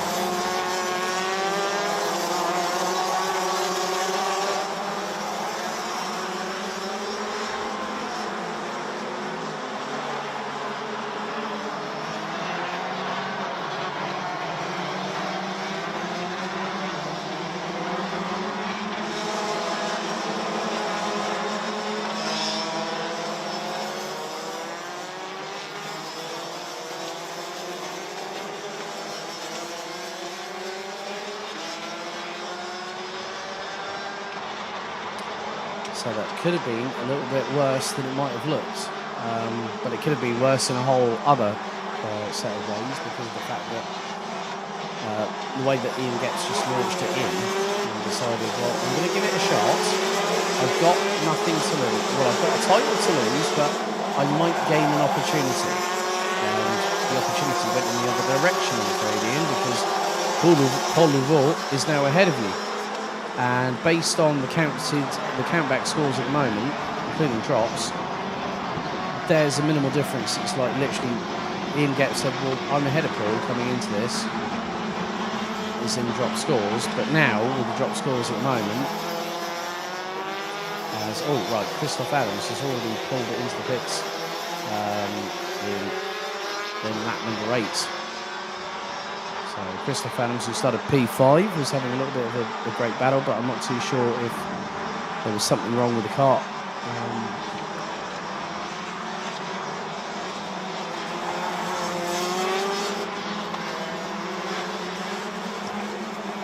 So on this particular occasion, what is happening is that Louveau is picking up the pace. Ian Getz has set the fastest lap on that turn. It's a 54.839.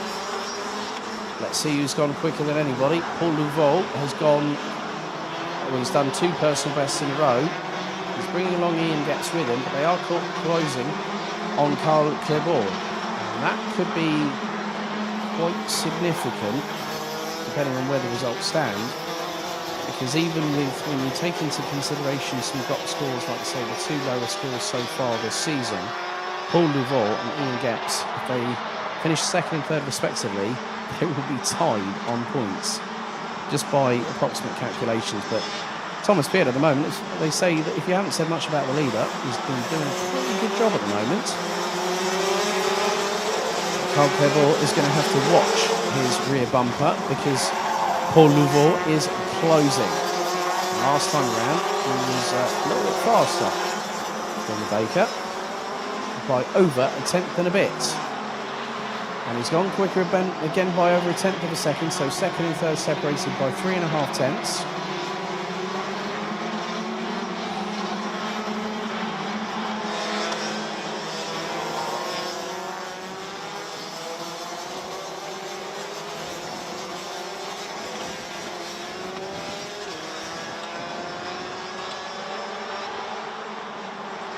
And it's not a case of if, it's a case of when does Paul Louveau pull the pin on the grade and fire his cart up the inside of Carl Clerbaud. It could be, maybe, within a few moments or so.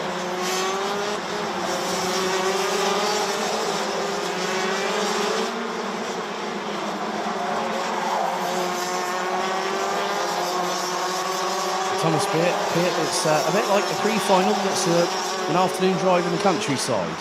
Just so happens to be Limburg.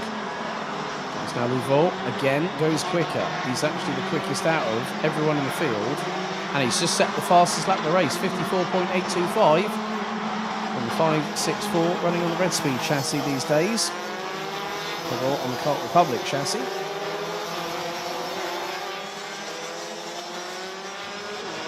So into turn 7 off the European they go once again.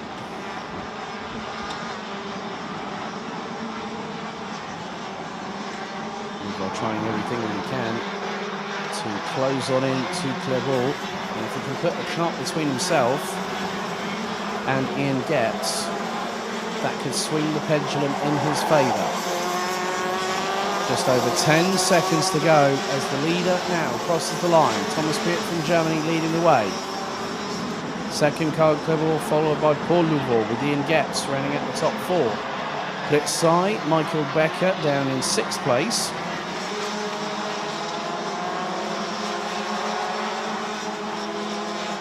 And then Dominic Hummels rounding out the top 7 positions as Christoph Adams retired his solo kart on lap number 8.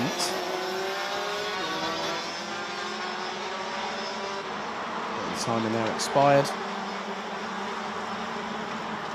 Paul Louvaux is going to start reeling in Karl Clervaux for that position. Will be for second into turn 10. Oh, right, what's happened to Thomas Piet in the meantime? He's a little bit closer to Karl Clervaux than I think maybe Karl Clervaux would have. Well, he'd rather be up the back bumper of the driver in front as we go on to the final lap of this race. Thomas Piet still leading. Paul Louvaux trying to get past Karl Clervaux for second. That's bringing Ian Getz back into the mix now. Louvaux, can he fire that up the inside through turn 6? And does so neat and tidy from the Frenchman. Through on the inside, the pair give each other enough racing room. And now he goes defensive on Ian Getz, who gets the big old slipstream down into turn number 7 off of the Europolan. But our race leader now making his way through turn 9 for what's going to be the last time of asking.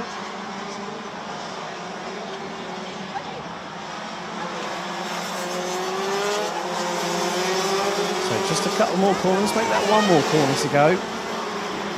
That's going to be a solid performance from pole position, from lights out to checkered flag.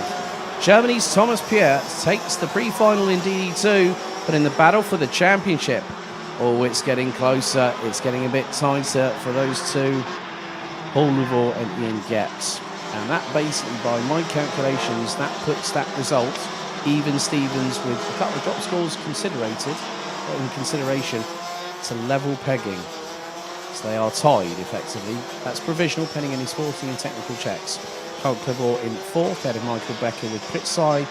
Dominic Hummels running at the 7 that completed all 16 laps. And Christoph Adams retiring the number 555 on lap 8.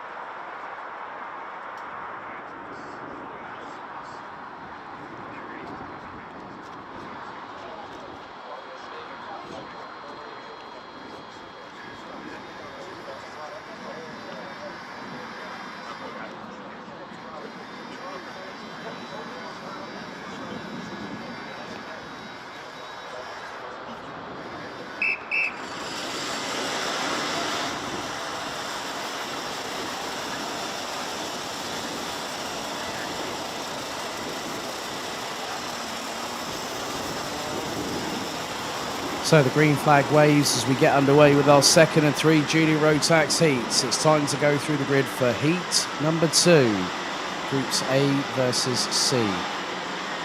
So Austin Lee will be alongside Tommy van der Sloys on the front row. Van der Sloys picked up second in the previous heat earlier on this morning, with Jasper Leenerts and William Murtaugh rounding out the top 2 rows. Vic Stevens and Dave Stevens round out row 3.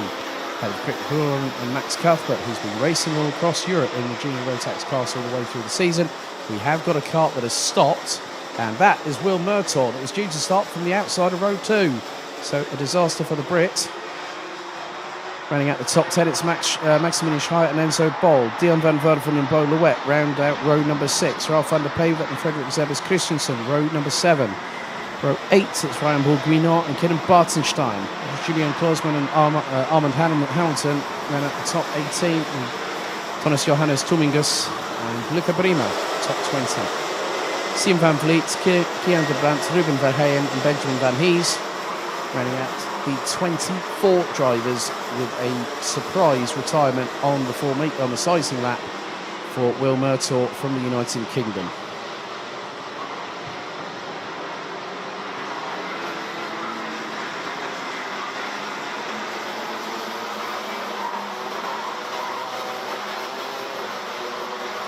So Austin Lee was just a couple of points away from the overall championship podium at the Euro Trophy. And number 272, family based originally out of Portland, Oregon, now based in Eisendorf here in Germany, has been very, very quick in the latter part of the season. And showcased that in the wet at Wackersdorf 2 weeks ago for the Euro Trophy finale, winning the weekend and doing the clean sweep. Can he perform the same kind of electric performance that the youngster did 2 weeks ago, this time at the home of champions?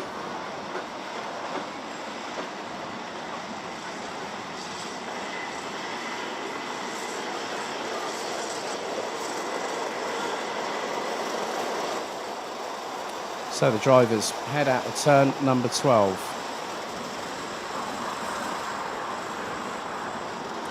Into the tram lines, revs rise. Are we ready? Are we steady? 7 minutes, get underway right now.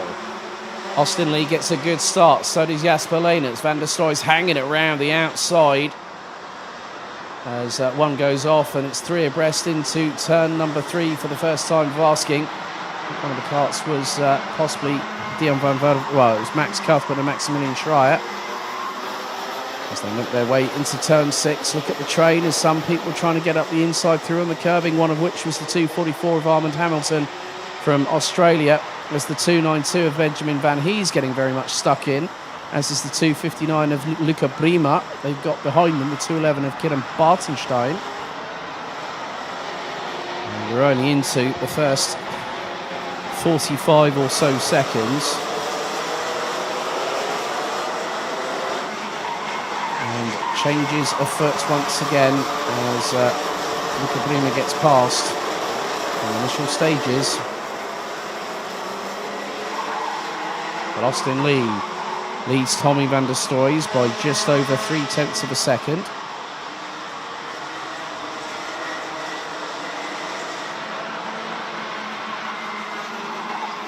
And Vic Stevens, in the meantime, has got past Jasper Leenerts for what is 3rd position on the road. They will filter their way through turn number 6, a little bit more of cloud cover up ahead, so the sun has been blocked from shining down on the circuit here at the home of champions. Max Cuthbert embroiled in a battle with the likes of the 282, Dave Stevens, in front of them. Will be more than likely Dion van Werven, I think, which is the case in the 270 because Enzo Bol has gotten past and bottled away. A bit further up the order.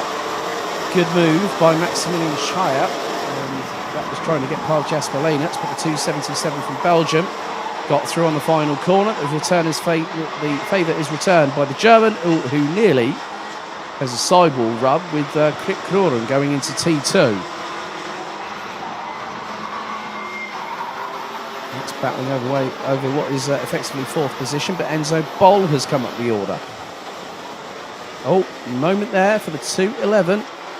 of GKS's Kieran Bartenstein, and that was coming out of turn number 2. So he's going to drop all the way down to the back end of the field, I'm afraid.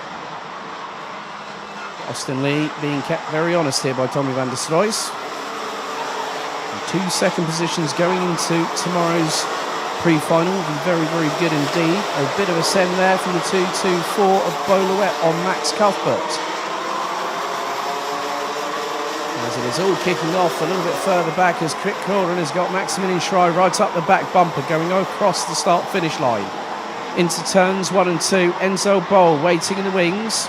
So is Jasper Lehnertz, and now Bol up the inside of Schrei through turn 3. Great switch back from the German, just launched it up the inside. Nailed the apex, nailed the throttle, and it literally rocketed the 253 Mach 1 chassis forward. And a change, and that will be Enzo Bol on Maximilian Schrei this time, going through turn 7. So Enzo Bol now up into what is effectively going to be 5th place. As yet Lehnertz and Schrei side by side. Van Verven gets through on the 253, and then the 282 of Tay Stevens waiting in the wings. This is going to allow the likes of Beaulouet and Max Cuthbert to catch them. Oh, that was a bit wide there from Jasper Lehnertz. As Van Verven and Schrei both get through. The door gets shut for Tay Stevens, courtesy of Lehnertz. As now Van Verven and Schrei are really hampering themselves, but also what they're allowing to happen inadvertently is for those behind to start catching. Switch back from Schrei on Van Verven coming out of turn 6. The 270 goes defensive on Lehnertz. Lehnertz fires it up the inside through turn 7. Will this allow Louet to get through? No, it does not. But now Louet goes up the inside of turn number 9. Van Verven keeps it pinned. Sideways in it. Oh, and Louet's just got a touch from behind. That might have been from Zevis Christensen in the 230. Wasn't 100% sure on that. So could that mean that the Dane might have a front fairing as a result of that one? That will be checked after scrutineering. But there is Vic Stevens. And what's more, he's got past Tommy van der Stroys for 2nd. Austin Lee, in the meantime, is starting to calmly extend his lead. And just like he did in Wackersdorf 2 weeks ago. He's put in the fastest lap of the race, and he was nearly 3/10 quicker than the driver now in 3rd position.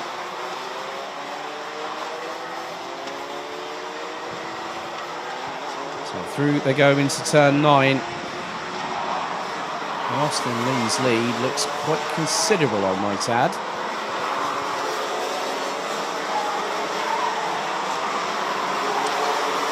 A little bit further back, we've got the Sony Cots. That's Ralph van der Favourite and the 268 battling away with the likes of Hamburg Guinot, who's just had one sent up the inside. I think that might have been Benjamin, I'm not too sure. It might have been Christensen, but it won't have been Van Hees, who will actually be behind. Tomingus being assaulted from all sides, and the likes of Armand Hamilton and Julian Klosman in the 273. That's for 15th on the road. So in the heat stages, each driver will score less points the higher up the order they are. So if it's a win, it's 0 points. If it's 2nd place, it's 2 points. As Zevis Christensen goes defensive, a little bit further. Well, I've just seen that was Dion van Verven up the inside of the... That was Dion van Verven. That was on the 282, nevertheless, of Tay Stevens.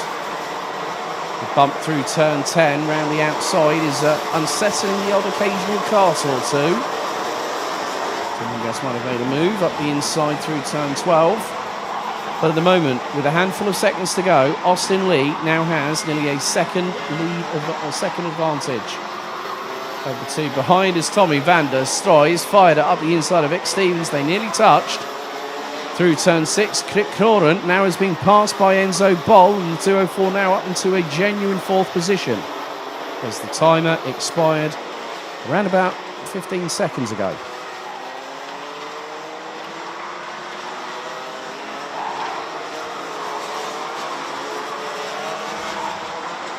And Max Cuthbert battling away with the likes of Dave Stevens, Julian Korsman, Tonis Johannes Dominguez. Korsman was looking for a move up the inside through turn 10. Onto the final lap we go. Austin Lee now has nearly a 1.35 second lead ahead of Dami van der Sloys. Vic Stevens, who's looking to be in the top 4 in the championship at the very, very least, maybe even the top 3 come the end of the race weekend. Now down to third. Come out of turn 6 for the final time, as Austin Lee is now already through turn 7. Vic Stevens looking for the move up the inside through turn 7. Can't get past. Van der Sloys stays ahead.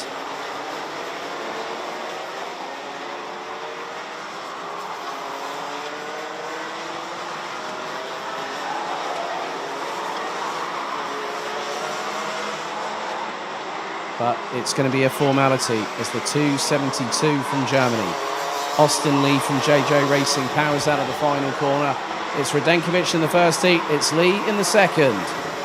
Van der Sloys 2 successive second place finishes for the 254 ahead of Vic Stevens. Enzo Boll makes his way up to 4th at the finish, with Krip Knoren, Maximilian Schreier and Jasper Leinitz completing the top 7.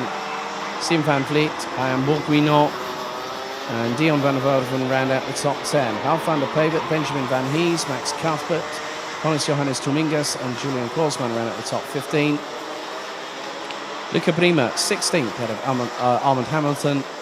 With and I've just seen a 5-second time penalty warning come up. Not sure who that is for, but Dave Stevens 18th, Ruben Verheyen, Frederick Zebes Christensen, Archie Buttle, Kian de Brandt, Boluet and Kiran Bartenstein rounding out the 24th finish. And unfortunately, before he'd even taken the start, William Murtaugh in the 201 was out on the sizing lap.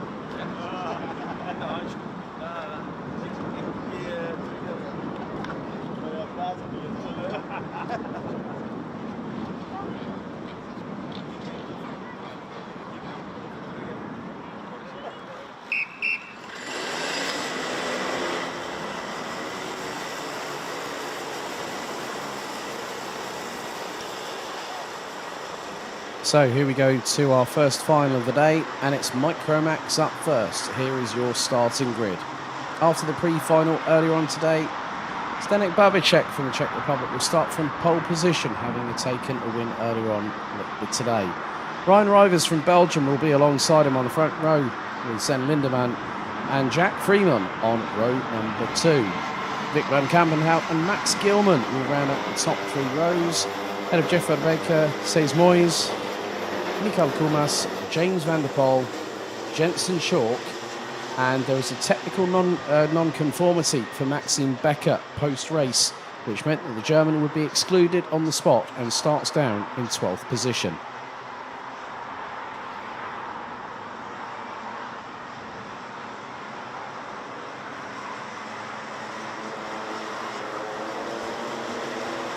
And it was down to the fact that Maxime Becker was found to be underweight post-race.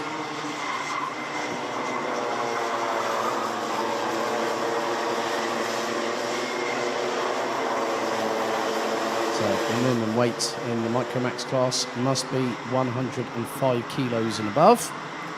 And Maxime Becker was found to be less than half a kilo lighter.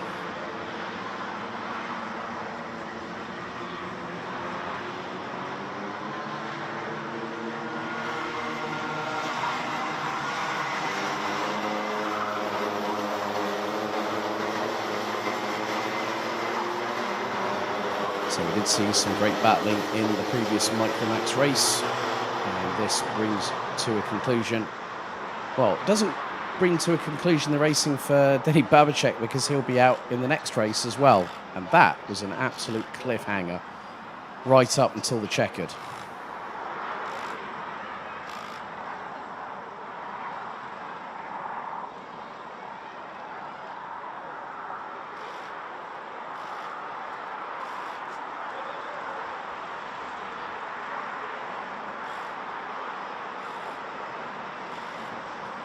So the Micromax drivers will be keeping us waiting as they slow to a crawl. They want to get this start going at the first time of asking.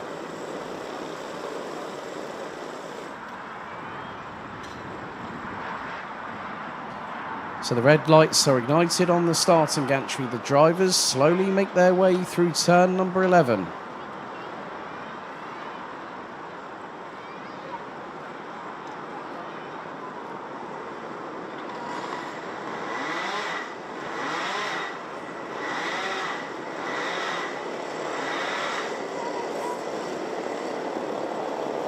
It's down to Babacek and drivers to control the pace. Out of the final corner, into the tram lines. Are we ready? Are we steady? The lights are out, we're underway in racing. Good start by Babacek at the front of the field. And just behind, Lindemann looks to get through on drivers and does so, and Maxime Becker's dropped it and went backwards going through turn 2. In the meantime, Vic van Kampenhout has just slungshot past Jack Freeman going through into turn 4. And Babacek leads them through onto the Europolan for the first time of asking.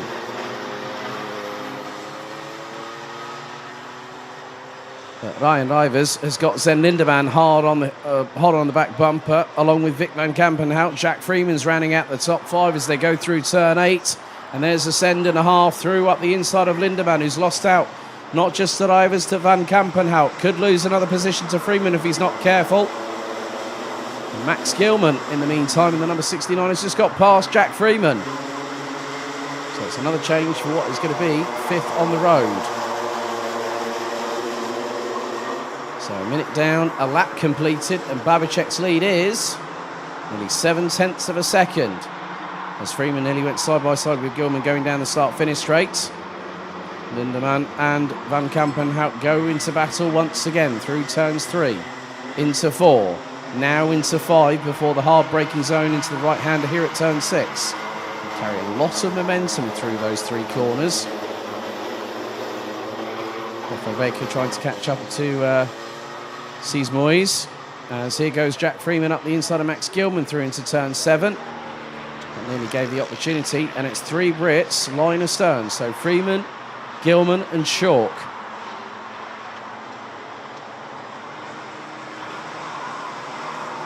Drivers now coming through turn 10 into the left-hander here at turn 11. Then Babacek continues to lead and is extending the lead just after the opening couple of laps. His lead was just under 7/10 of a second. What is it now? We come across the lines to complete lap 2. Babacek's lead has been slightly chipped into. Now just over 5.5 tenths. Then Lindemann in 4th sets the fastest lap of the race. 1 minute 2.437. I'm sure when Zen woke up this morning, came to the track and went, oh, it's wet. He was one of the drivers that did actually say, yeah, I prefer, yeah. I said wet or dry, and he went, yeah, wet. And that was to do with the weather conditions. Oh, switch back attempted by Sees Moyes on the number 48 of Jeff Verbeek for GKS. So the score between the Netherlands and Belgium, but at the front of the field. Babacek isn't getting away, but he's controlling the pace, and that's a good thing to do.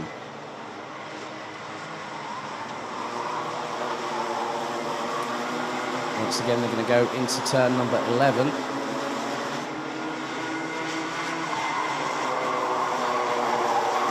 There's the final corner. Further back, there is a bit of a train. And now the slipstream fest happens. As Ryan Ivers has got Vic van Kampenhout up the inside through turn 1. Number 3 tries to get an opportunity to get through. Can't do so on that particular occasion. And Zen Lindemann has to wait. It's all about strategy in these longer races. And Rivers centred up the inside. Oh, gets a bit of a tank slapper coming out of turn 6 after Vic van Kampenhout got the undercut through into that corner and then onto the Europelaan.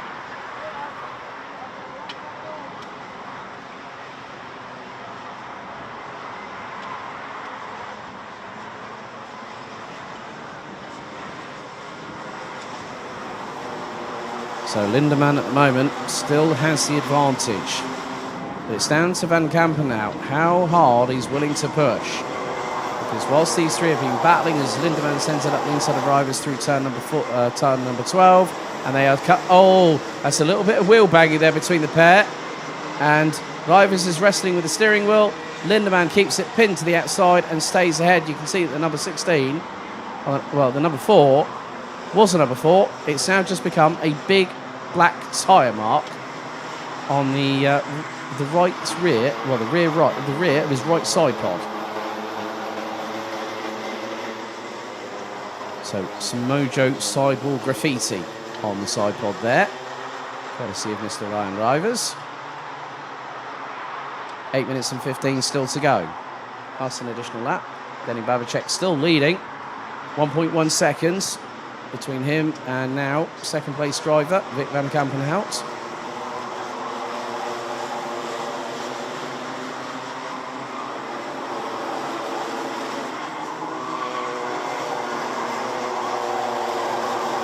Lap 5 about to be completed. There's a little bit of ascend. That was Maxime Becker and Jeff Verbeek in the number 48. That would be for 8th position. So Maxime Becker has time to close in on Jensen Chalk. And yeah, between them is just under 3 seconds.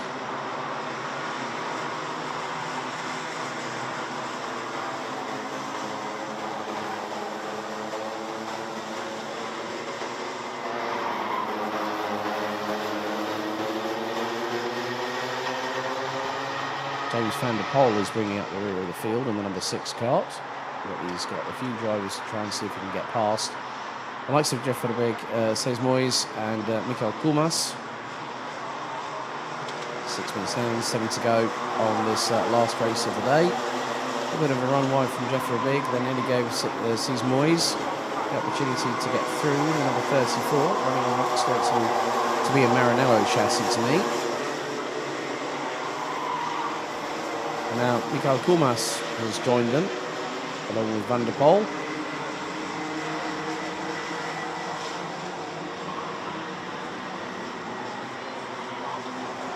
There's the move that Cés Moyes has been trying to do for the last couple of corners. And he's just been able to facilitate it.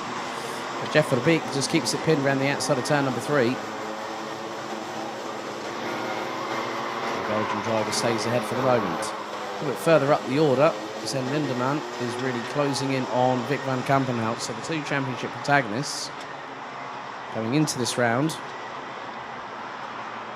are 50 points apart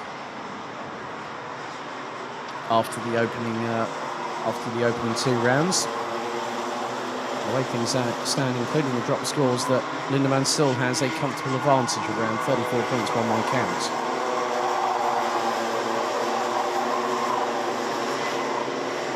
Vic van Kampenhout needs to just do his best to keep ahead of Sven Lindemann. Previous champions include Tom Pappenberg, Max Swiderski back in 2019, Tommy van der Stroys, Dui de Decker in 2017, and Tom Braken. Also along with the driver nicknamed the Ginger One, who's now in rallying these days, Thomas Martins. He won that title back in 2015, but you can see very, very close indeed between Lindemann and Rivers now back up into 3rd through turn 7. Rens van Pelt, Noah Voigen, Luca Leistra won this title back in 2014. Charles Op de Beek, 2010, and Gino Wetzels in 2009. The Dakar went on to take second place, went on to qualify a couple of times for grand finals for Team Belgium. Blonde God is in his nickname. He still keeps that very long hair. It's only tied back these days. But Babacek is comfortably leading from Vic van Kampenhout. The battle between Ryan Rivers and Sven Lindemann still going on feverishly behind the number 24.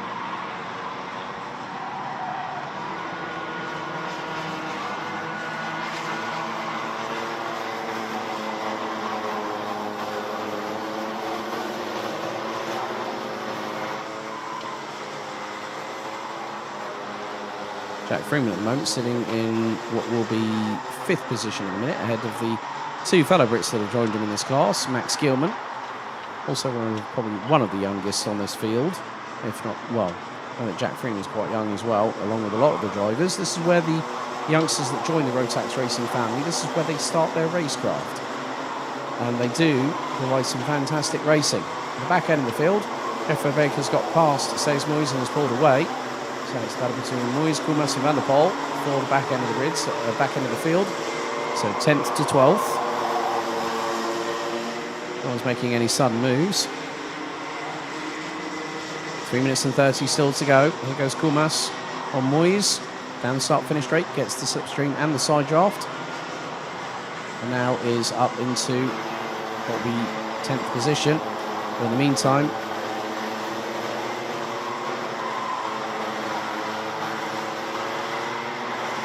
drivers and Lindemann still embroiled in that battle.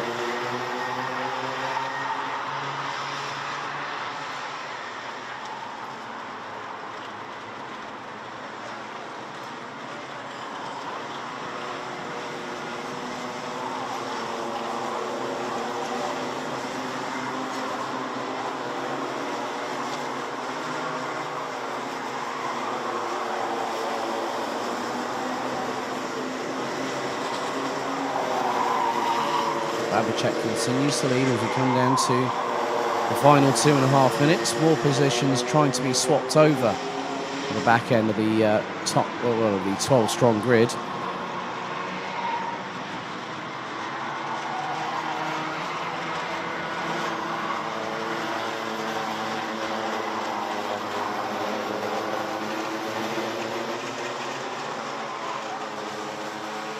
Now a little bit further up the order, Lindemann. And drivers side by side. Lindemann now gets up into 3rd place. So makes that move stick, which is good for his hopes. And also to become one of the new names on the... Because there will be a new name on this honour roll.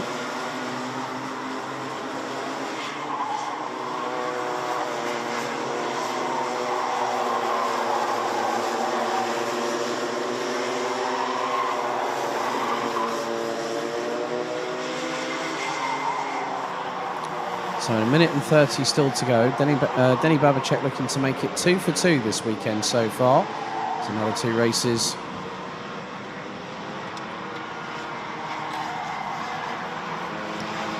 Still to go here over the course of the next 24 hours. They will be able to have a little bit of a respite and a chill out and get out of those race suits, take off the race helmets, and go back to being kids and enjoying this wonderful atmosphere with friends and with family. So less than a minute to go. Denny Babachek is very much in a class of his own. Last time around being 2.2 seconds ahead of Vic van Kampenhout, who now has then Lindemann closing on in. Now Michael Koolmas has had a drama in the meantime and has ended up being bumped back down behind Jeff Verbeek, Says Moyes and James van der Poel. So 2 more laps to go, including this one. We're on to lap number 13 out of 14.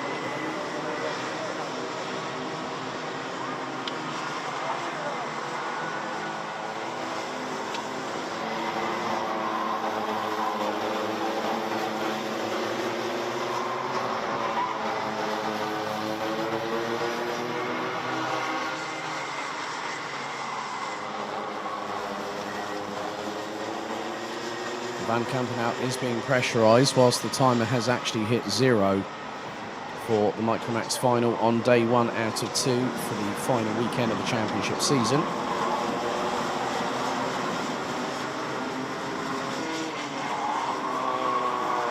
So the last lap board now being shown. Denny Babachek from the Czech Republic now crosses the line. The number 30 has a lead, and it's a good one. Nearly 2.7 seconds. Then Lindemann has about 1,200 metres of tarmac here at Karting Genk to try and get through on Vic van Kampenhout to take that 2nd position. And that would give him a significant boost ahead of tomorrow's 2 races. Of pre-final and the final. And here attempts the move, the Zen Lindemann. Van Kampenhout instantly on the defensive. That's going to bring Ryan Rivers into the party if they're very much not careful. Through turn 7, off of the Udaplan for the final time they go. Turn 9 is where our leader has just exited. As the 3 battling over 2nd, 3rd and 4th come out of that corner respectively. I think that Jack Freeman might be behind Max Gilman. But one more corner remains, and it's 2 for 2 as Denny Babacek takes the win in the pre-final and also the final. Zen Lindemann's got through on Vic Van Kampenhout, who gets the switchback. It's a drag race to the line, and Van Kampenhout takes it by 33 thousandths of a second after 14 laps of racing. Ryan Rivers was along with them. Now was just under 0.2 of a second adrift. Jack Freeman and Max Gilman, 65 thousandths of a second at the line between the two Brits. Maxim Becker, who was excluded post the pre-final, finishes in 7th ahead of Great Britain's Jensen Chalk in 8th, with Cés Moyes winning the battle for 9th ahead of Jeff Verbeek, James Van der Poel and Mikhail Kumas, but Denny Babacek doing the double here. The Micromax at the BNL.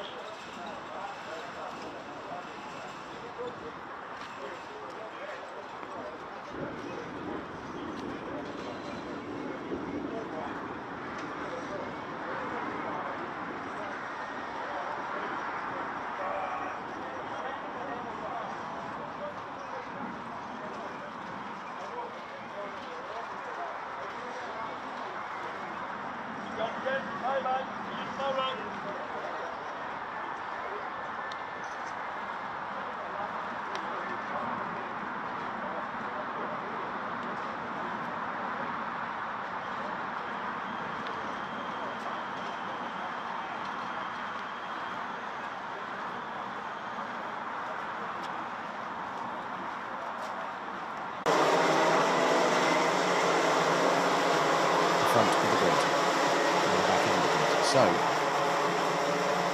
now go on to their official formation lap.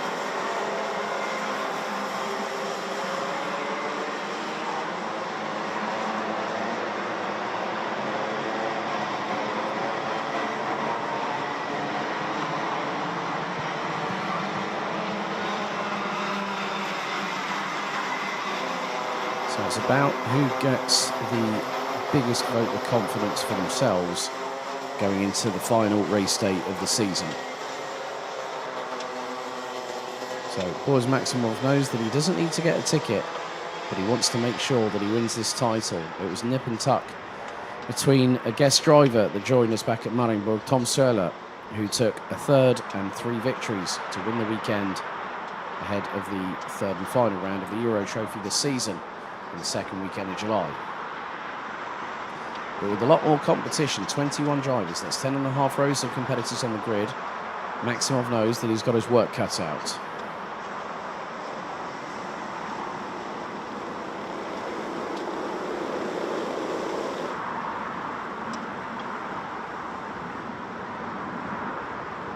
So the drivers making their way in towards turn number 12. They're told by our clerk of the course to get into the relevant formation, which will be side by side, 2 by 2. So Sudersky, Babacek, Van Rooyen, Ashcroft, Maximov, Van Meeuwen, Friend, Rees, Nies and Van Vliet. That's your top 10.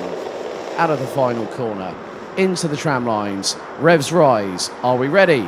Are we steady? Lights are out, we're off and racing. Good start by Sudersky, as well as Maximov, who now slots up into second position. Albert Friend not too far behind. It's a little bit of a concertina effect going through into turn 2 for the first time. Everyone trying to squabble. And Mats Van Rooyen has dropped out of the top 5. He's down in around about 7th place. Carlos Nies nearly got compromised in the process. Jacob Ashcroft also dropped a few positions down in the start phase. They're all through turn number 6 and onto the Europolan for the first time.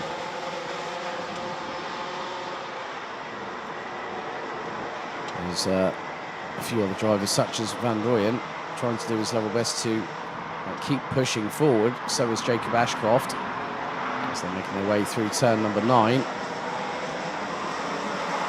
33 of Boris Verhaag, mechanic these days by Sophie Lansik. There's been a film fixture in this paddock. Oh, that was a robust move there, Rory Armstrong. That was up the inside of Victor Reutz. There's Carlos Nies also trying to get through. He's being slipstream past down the start-finish straight. They're all jockeying for position behind. Looks to be as... Oh, that was very, very clumsy indeed. That might have been Alexander Van Meeuwen in the 127, which it was. But the 133 of Boris Verhaag. Jacob Ashcroft now in 8th position. Was Maximov and Albert Friend running out the top 3. So Sudersky got the best start of anybody. Babacek down in 4th at the present. It's now Mats Van Rooyen and Jacob Ashcroft go back into the battle for 7th place. They go through turn number 9, as do pretty much the majority of the field. 21 drivers, rounded out by Bram van der Weken in the number 196 from Belgium. Still continuing. Lap 2 about to be completed, and it's Max Sudersky leading the way. Maximov in second, Albert Friend, Denny Babacek, Thomas Verheyen, Glenn Schwillens running at the top 5 in the 180 as Alexander Van Meeuwen goes side by side across the start-finish line with Mats Van Rooyen. This could open the door for maybe the likes of Carlos Nies and Boris Verhaag in the 133. Not too far behind them is Nika van Berkel. She was in Micromax earlier on this year and made the move to Mini a little bit later on this season. She's currently ahead of the likes of Thomas Van Vliet, Ian Van Felipe Reyes and Rory Armstrong, who's now made his way up from 20th on the grid to 16th. And there's been a tangle between Van Meeuwen and Nies on the exit of turn number 7. And Nies has ended up sideways and into the barriers on the right-hand side. And the German driver gets out of the cart, pulls it away. If the marshals start to resist, it's game over in the race, because once they touch that cart, you're being given assistance.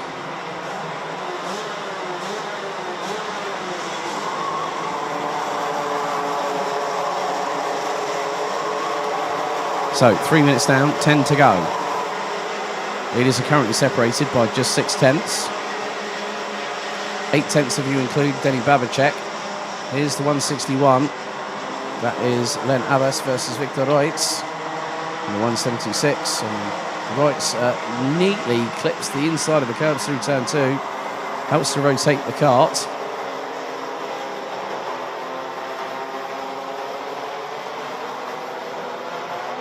Rory Armstrong's made his way up into 13th position behind Jens Timmerman, as again the 176 and the 161, Victor Reutz and Len Abbas from Belgium and Germany respectively, running out what is going to be the top 17.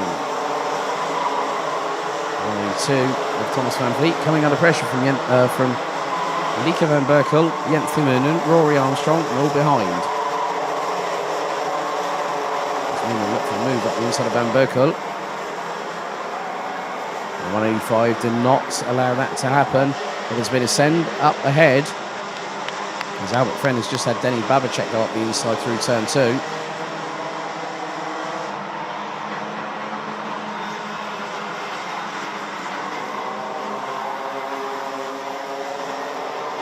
Into turn number 6 they go again. The 180 of Thomas Verheyen battling away. That'll be with, I believe, Max van Rooyen. But whilst the top 4 have been battling away, Jacob Ashcroft has started chasing them down. With 8 minutes and a quarter still to go, the number 142 from Great Britain, and with the team from MDB Motorsport, who also this year have run a particular YouTube celebrity who used to run in this championship. Bram Mosselova now goes under the YouTube alias Red Actions. He has been racing in Chrono. He's also raced in Roskilde. Jan and Kevin Magnus' home track in Denmark quite recently.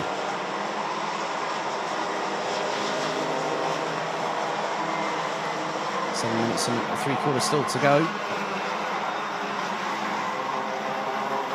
Denny Babacek really closing in on the two, battling over the championship lead. At the moment, it is looking a bit more favourable to the man leading the race at the moment. And Swiderski might be the case, but is close between the two, let's just say that much. Swiderski gets his head down on the run down from turns 9 to 10.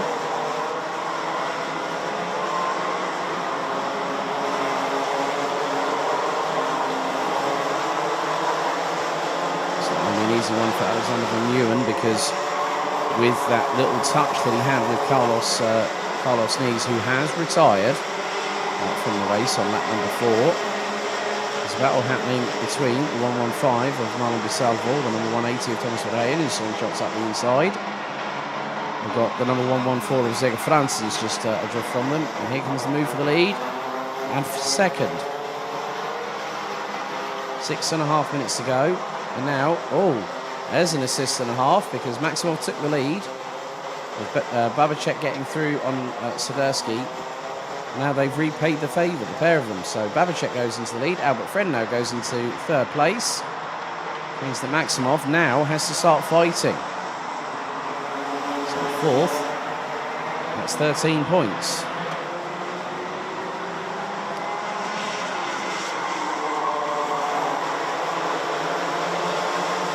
Maximov retakes the position off of Albert Friend. Ashcroft is with them. Slipstream is ever so helpful around here at Karting Genk.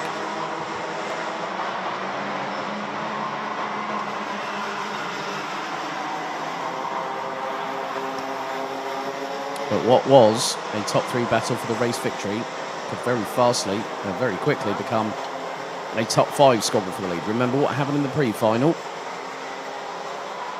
Top 4 were covered by just over 9/10 of a second. Ashcroft waiting for a chance to see if he can thread the eye of the needle and get past either or both Albert Friend and Boris Maximov.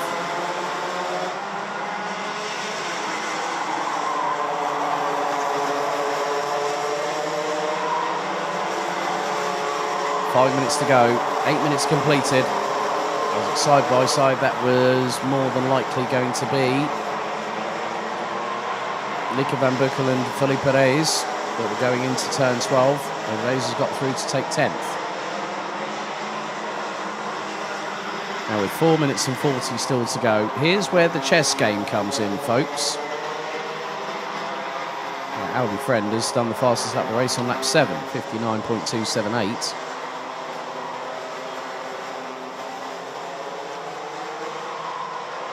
But Babicek, 2 victories in Micromax. He put the second, he had a second in the pre-final.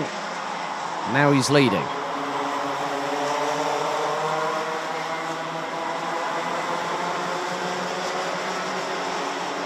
So into turn 12 they go once again.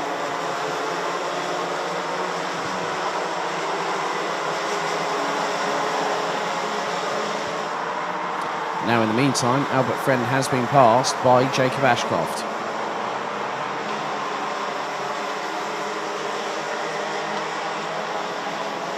So unlike the Grand Festival a few weeks ago back at Kerpen in Germany, they were running in separate classes. This one, they're running in the same class.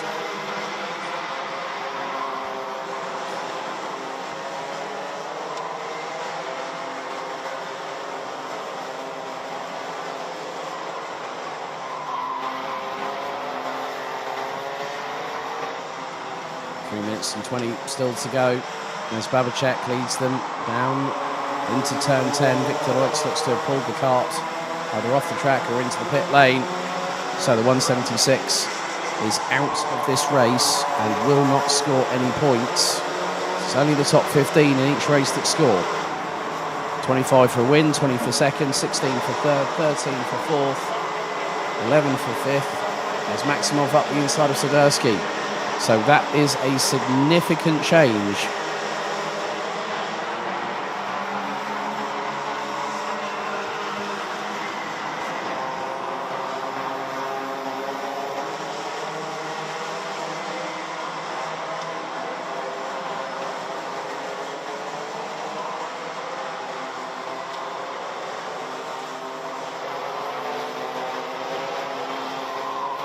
Still with 2 minutes and 25 seconds plus an additional lap. This could give the opportunity for someone waiting in the wings. And that driver looks to be the one in 4th place, Jacob Ashcroft. Into turn number 12 once again they go. Last time they were covered by 5.5 tenths. What's the gap between the top 4? It's 0.585.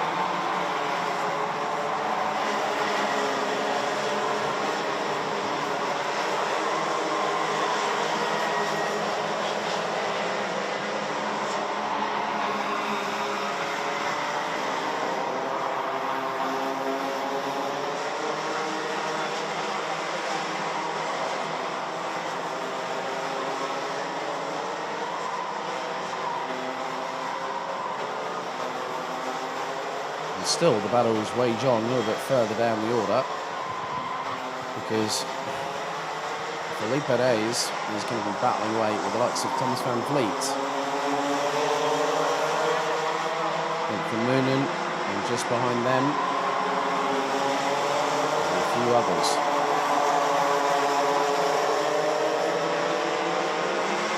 Just over a minute to go. Send a little bit further back, courtesy of Mats van Rooyen on Glenn Schwillens from SP Motorsport. That's a positional change for P6.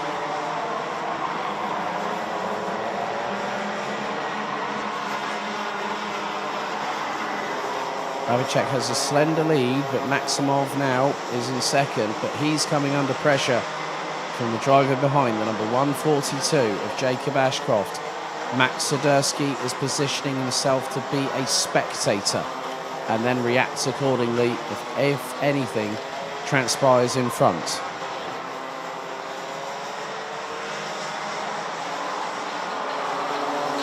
we've come down to the wire on how soon it might be before the last lap board goes out because the leaders making their way through into turn 12. And lap number 13, it is going to be tight. 2 seconds to go when Babicek crossed the line. Gap now down to less than a tenth and a half. So we're going to go to a total of 15 laps. Penultimate lap very much underway. A little bit further back, the 107. But Felipe Reyes gets through on the 133. Boris Verhaag. Timer hit 0. Leaders now making their way through into turn 7 off of the Europlan and into turn number 8 for what's going to be the 14th and penultimate time. There they are, as now Ashcroft goes for the move out the inside, and the 142 gets through on Boaz Maximov for second position. Maximov was looking up the inside. They're going to go side by side, and Ashcroft had nowhere else to go really, but Swiderski's going side by side, wheel to wheel with Maximov through turn 12. He's going to try and get the undercut. He is, and he's pulling alongside. Is he going to pull one in front? He does. So Maximov was second. Ashcroft sent it through on turn 9. He retaliated through turn 10, and then all of a sudden both of them got through on the approach into and out of turn number 12.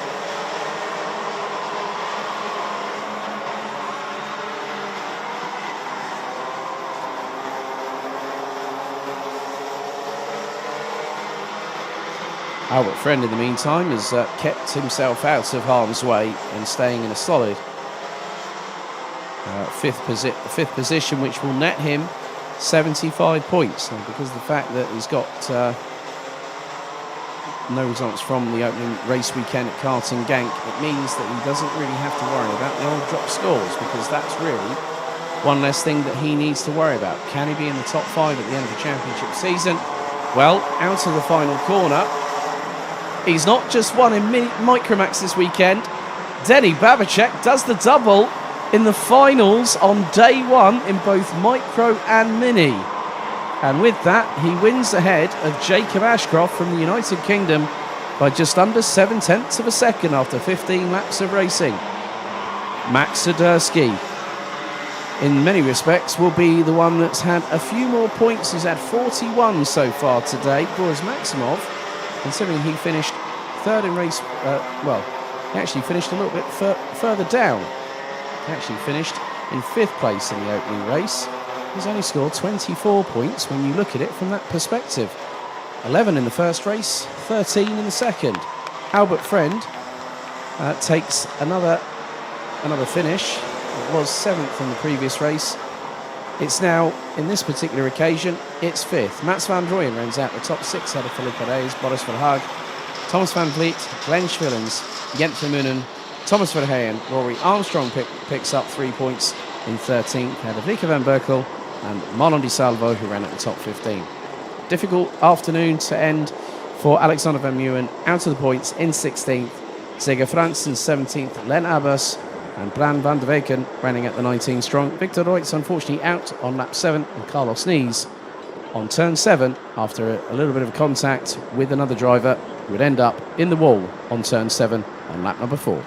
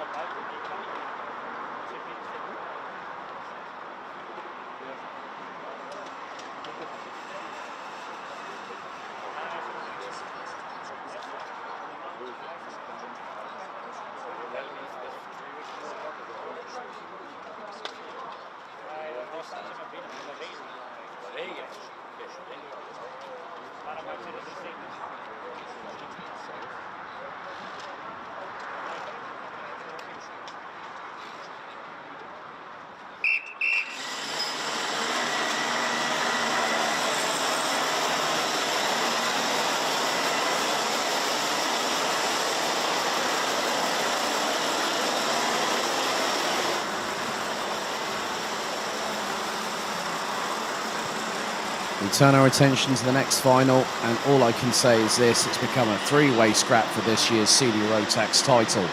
Let's have a look at the starting grid for the final on Senior Rotax for day one. So on pole position, Eliska Babichkova will have Kai Rielitz alongside on the front row. Dylan LaHaye and Sean Butcher on row number 2. Lachlan Robinson and Jaden Thiem, row 3. Vivian Horst and Janis Diak, row 4. Jod van Wijk and Days Dams rounding up the top 10.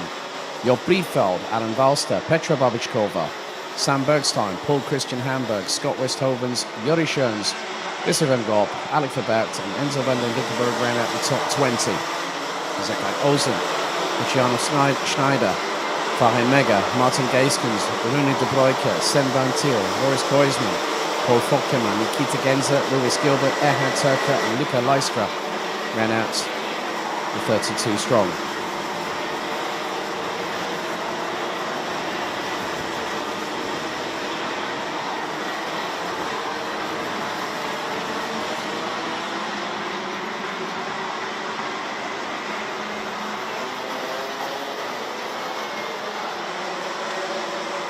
So for Luca Leistra, it looks like there was a exclusion post-race due to a technical discrepancy.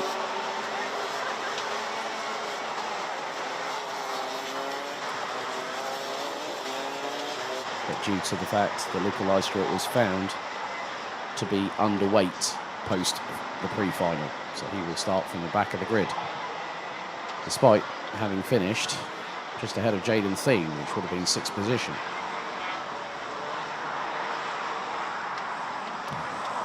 So with the total scores at the moment, it is Rielitz now leading on 152 without drop scores taken into consideration.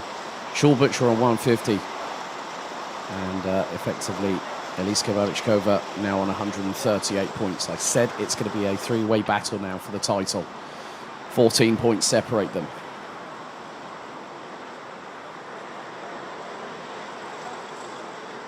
But Rielitz has a lower couple of drop scores at the moment, which puts him effectively at the lead of the standings. And it's going to be an interesting development of what happens over the next 13 minutes plus an additional lap. 32 drivers, 13 minutes on the clock, into the tram lines, revs rise, are we ready, are we steady, we're lights out and racing first time. Babichkova's going to get the whole shot, followed by Dylan LaHaye, but Willits is going to keep it pinned around the outside, and it's nearly 3 abreast. Willits uses the runoff area, so does Butcher. Robinson nearly factored in as Jaden Thien, and there has been a 3-cart incident. 378.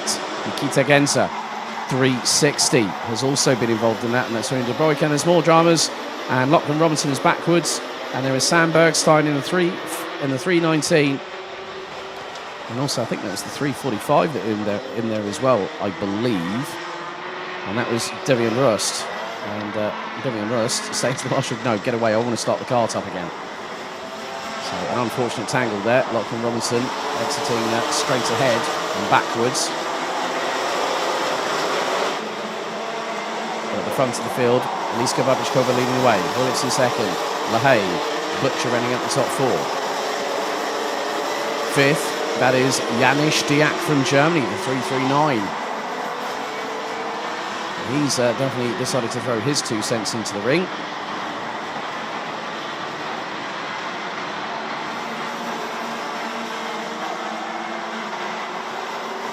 LaHaye trying to look for a move up the inside. Butcher, I think, was just Butcher is still in 4th position. They're all jockeying for position a little bit further back. Days Dams in his BNL Karting Series Senior Rotax debut is up the inside. That's Janis Diak on Sean Butcher. When I spoke with Sean Butcher, he knows that he's got a fight on his hands. He wants to have a 3rd title in succession. It's easier said than done. If the wet weather had been around a little bit longer, it might have been that great equaliser that the Brit was looking for. But now we have a new race leader. It's Kaya Willits in the 374 ahead of Eliska Babichkova. LaHaye in 3rd, Stiak, Butcher, Dams. And then we've also got Jort van Wijk running at the top 7 ahead of Jaden Thien. Jort Biedfeld now in 9th ahead of Petra Babikova, who's hit the top 10. And she started in 13th position. Body shown, Scott Westhovenson, Farin Mega. Farin Mega started down in 23rd. He's now currently in what is now going to be 13th position. 10 places gained in the opening 2 laps from the German. Willits has pulled away. LaHaye now up into 2nd past Babichkova. Janis Diak waiting in the wings to see if he can get past. Oh, a bit of a send. Further back there might have been possibly, yeah, it was Jori Schoens on Alan Valster. LaHaye keeping ahead of Eliska Babichkova in the 357. Janis Diak is giving her plenty of pressure from behind. She runs over the curbs through turn 5. Stiak up the inside through turn 6. And he runs wide. And that allows Babichkova to close in. Butcher puts the 301 Cosmic chassis from KR Sport towards the outside of turn 7 to see if he can maybe do an effective cut through on turn 8 without having to force the door open. Jaden Thien is keeping with them. Biedfeld, Van Wijk, Petra Babichkova, Jori Schoens, Adam Valster and Farin Mega, and Scott Westhoven's and GKS's Gustav van Gogh rounding out the top 15 positions. And, well, that might not be for much longer, Gustav van Gogh, because you've got Lewis Gilbert right up your back bumper. And Lewis Gilbert started down in 29th position. The Scotsman, based out of Ayrshire, now up into 16th position and climbing. Sean Butcher now gets past Eliska Babichkova, and there is Jaden Thien, like a thief in the middle of the night. And I hope Thierry Dion were watching, and I just said that. But also, Jaden Thien has got past Sean Butcher. So the title dynamic is now swinging in the favour on this day to Kai Willits. Butcher nearly loses the back end coming through the exit of turn number 9. Trying to take a different line, but keep with Thien. Babichkova is behind him. Biedfeld is in the mix there too. But Butcher's got back ahead of Jaden Thien. Babichkova is going to get the run through turns 1 and 2. This is a gaggle of 5. And Jaden Thien gets past by Jort Biedfeld. Waiting in the wings, this Days Downs, who's having a great showing at the moment. Placed 10th in the first race for the pre-final earlier on. Finished just before 1:30 this afternoon.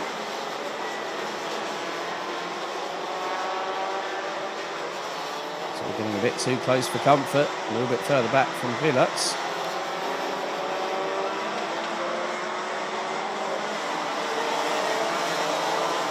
It's a little bit further behind.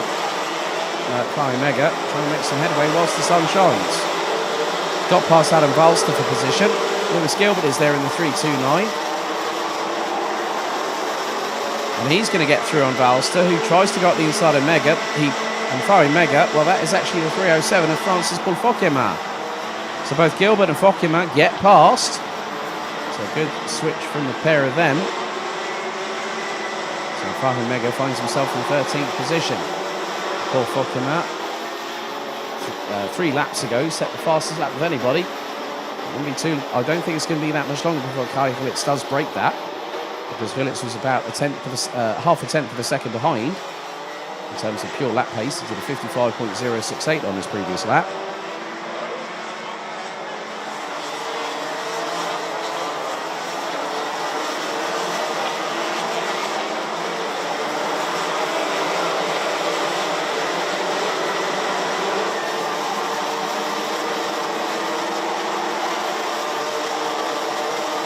So 6 minutes and 25 seconds plus an additional lap still remaining in the Senior Rotax final. On day 1 of the final weekend of our 15th anniversary season. René de Bruyker unfortunately out, so is Paul Christian Hamburg, and in the meantime Eliska Babičková has got past Sean Butcher.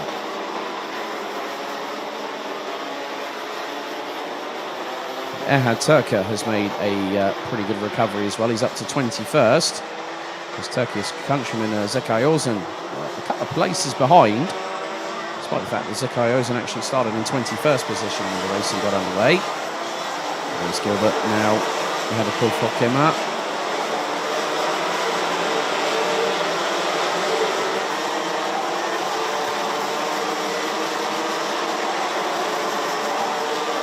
Coming into the final 5.5 minutes. Lachlan Robinson has started sidling his way through the field, having been bumped exit stage left on the outskirts of turn 6 onto the Europalan. And he's now up into, I think, 21st position now, after that move through, well, it was actually 22nd. Having got past Zekai Ozen rather quickly, and there's a send from Farin Mega up the inside of the 365 of Yori Schoens as they went onto the Europalan.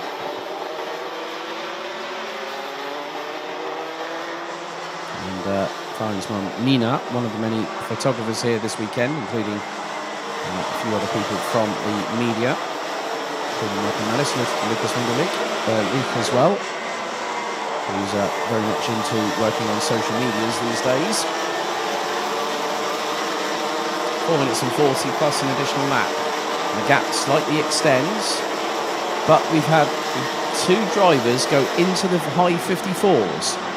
And those are the drivers in 4th and 5th respectively. So Eliska Babičková fastest lap of the race 2 tours ago, 54.924 seconds. Sean Butcher 54.998. And that was on the same lap. We're on to lap number 10. Lewis Gilbert manages to steamroll his way past Paul Fokema through turn 6 onto the Europalan. Farin Mega was looking for an opportunity to do so too, but could not get it.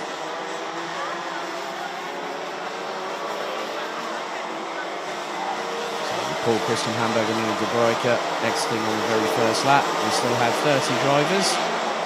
Not so much of an attrition fest as it was in the pre-final earlier on. Things are stabilising a little bit further at the front of the field. Now Kai Gilles has extended the lead. He has to just over 8.7 tenths. And that's his personal best. He's just set 55.068. A tenth and a bit behind Eliska Babičková's fastest lap of the race. Her sister Petra, meantime, has got herself into the top 9. So well done to her. Both the Babičková sisters have made some progress all the way through this weekend. Paul Fokema up the inside of Lewis Gilbert. The Scotsman drifts wide. Nearly gets a little bit of a touch from Farin Mega, who has had quite a lot of momentum going through into turn number 7. Gilbert was able to control his kart with resolve and racecraft at the same time, and it did not allow Yodishans to get through. Phillips this time does not extend his lap, it sort of stabilises around about 8.5 tenths of a second ahead of Dylan LaHaye. The driver that is closing down on the number 348, who I do know is a pretty good DJ in his spare time. Take, for instance, the 24 hours of karting Genk the first weekend of June. I was on commentary, he was on the decks. It was only when I went downstairs and found out that it was him. I couldn't have really told him to turn the music down, could I? Got LaHaye himself a two-time senior Rotax champion. I still remember famously in 2019 he qualified for Sarno and promptly said to the organisation, I'm not going, it's too close to Sarno, and Clayton Ravenscroft could take the ticket. Oh, nice little move there. That was the 343 of Gussie van Gogh on the 366 of Alec Verbert. Adam Fast to battling away with Erhard Turker. Farah Mega's now got past Paul Fokima for 10th place. Peter Genza might have just got past Loris Koisman for 26th. And there is Farah Mega ahead of Loris Koisman. Ahead of Paul Fokima. There's Lachlan Robinson now into the top 20. And that will be past Alec Verbert to number 366 from Boovin Power. Coming up to a minute and a quarter on the clock remaining. Phillips is looking pretty good. He dominated the opening round of the season, don't forget. A clean sweep of 4 victories. And then at Marienborg, the highest place was final 2 on the Sunday afternoon, where he managed to place 16th at the end of it all. Had a 16 points finish, which is effectively equates to 3rd place.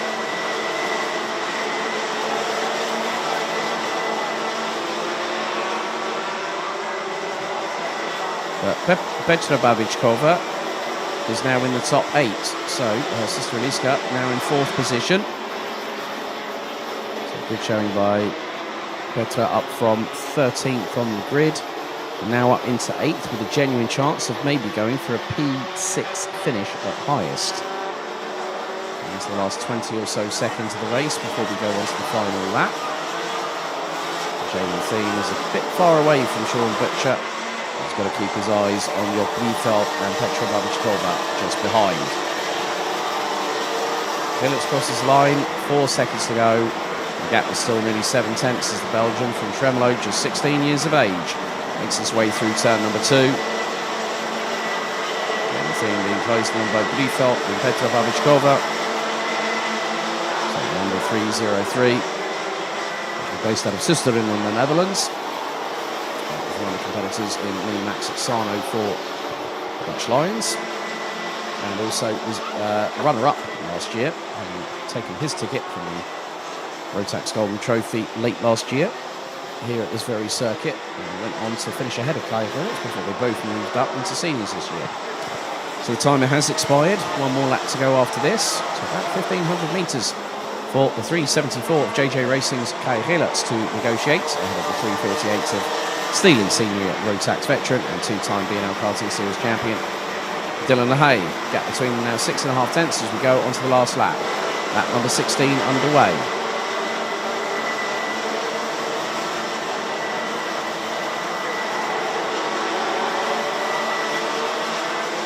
So the leader making his way into turn number 6, onto the Plan for the final time. Liefeld waiting, gets a bit close in the braking zone. That's going to allow Petra Babichkova to close on in for the 304. I'm sure that those that are part of the fan club called the Obsers, and by his mum, of course, wonderful lady, they're probably cheering him on the stream for those that have joined us so far all the way through the course of the day. Apologies for the technical issues that we've had, but we managed to get those resolved. Please just don't worry if the camera gets a bit wavy. There is a little bit of a wind pickup that there's been over the course of the day, but it's Kai Phillips that wins the final on day number 1, bringing his tally of 5 victories so far this season. Dylan LaHaye in 2nd, Janis Diak having started 8th, placed 3rd did the German. Eliska Babichkova a win in the opening race, and P4 here in the final. Sean Butcher rounds out the top 5 ahead of Jaden Thien. Job Liefeld, Petra Babichkova makes it, but the 2 Babichkova sisters make it into the top 8 ahead of Farin Mega with Days Dams. Another top 10 finish for the young Belgian in his BNL Senior Rotax debut. So Paul Fokkema, Lewis Gilbert makes a great run up the order from 30th on the grid to finish P12 at the end of 16 laps. Jordi Schoens, Luca Leistra and Ehad Turkaran at the top 15. So a great job by 2 that got involved in an incident, 1 that was excluded post-race, into the top 15. Adam Valster just outside of the points. Lachlan Robinson recovered to 17th ahead of Jort van Wijk. Scott Westhovens and Gussie van Gogh running out the top 20. Sam van Thiel, Enzo van der Dickenburg, Martin Geiskens, Zekai Olsen, Alec Verbout, Nikita Genza, Loris Koisman, Sam Bergstein, Demian Rost and Luciano Schneider running out the top 30. But unfortunately on the opening lap we lost Paul Christian Hamburg and René de Broeker.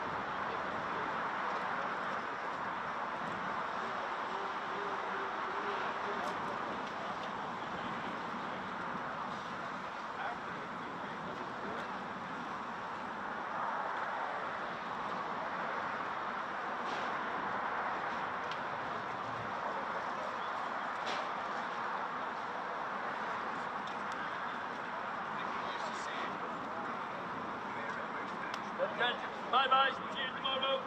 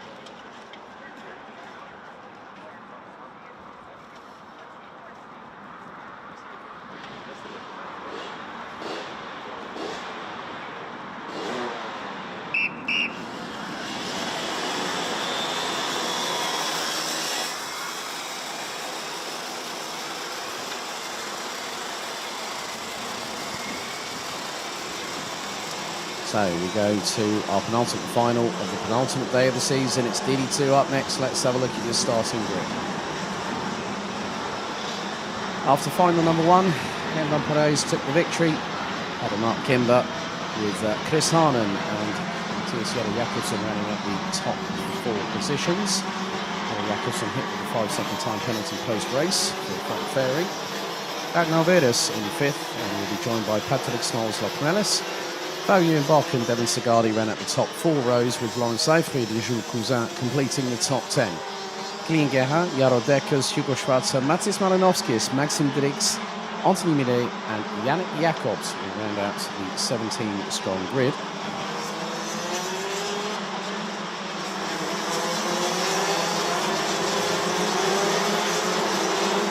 And there's a technical non-compliance for Yannick Jacobs, which meant the German would be promptly excluded.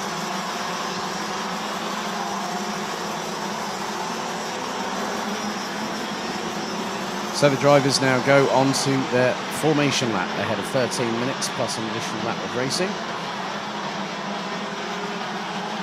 After this, we'll have 2 more races to go. The DD2 Masters final and then the last heat for junior Rotax.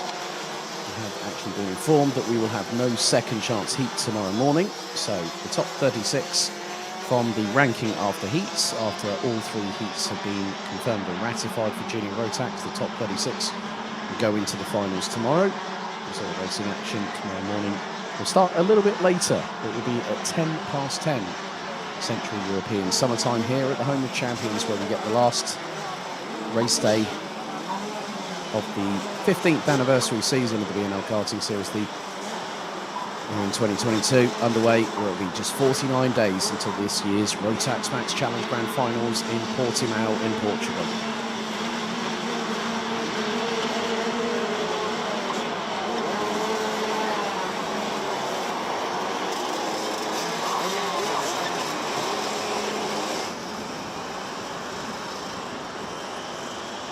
So, drivers make their way into the tram lines. Revs rise, are we ready, are we steady? Lights are out, we're off and racing. Here we go. Van Perez gets the jump, so does Chris Harnan.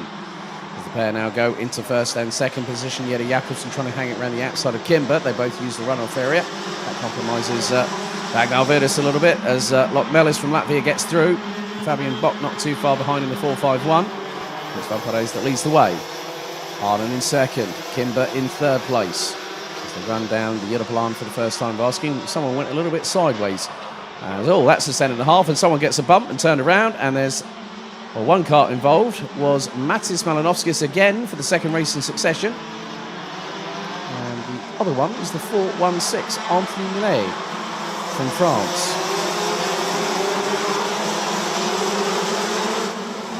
And now, look at the gap that both Van Perez and Harnan have got over Kimber as they come in at turn number 12. The gap between second and third is just over 4.5 tenths, and then all of a sudden, Jette Jakobsen gets through, and here comes Lox Melis. So, looking at what happened last time, Vampiro's got two wins, a third and a second here. Kimber got 2 seconds, a win and a third. So, and now Lox Melis trying to go up through the inside of this year's Euro Trophy champion. It's his debut season at DD2, but Mark Kimber is no stranger to the Rotax Roar. Won in seniors last year at the grand finals, and then also in 2016 won as a junior.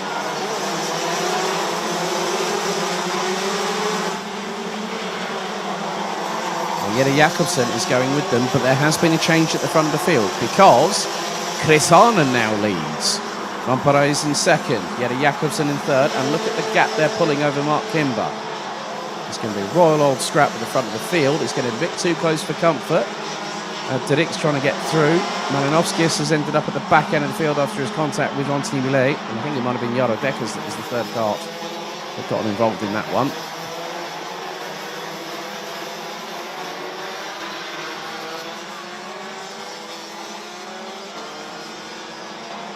Drivers making their way through into turn number 8. Leaders coming out of turn number 9 with Chris Harnan still leading.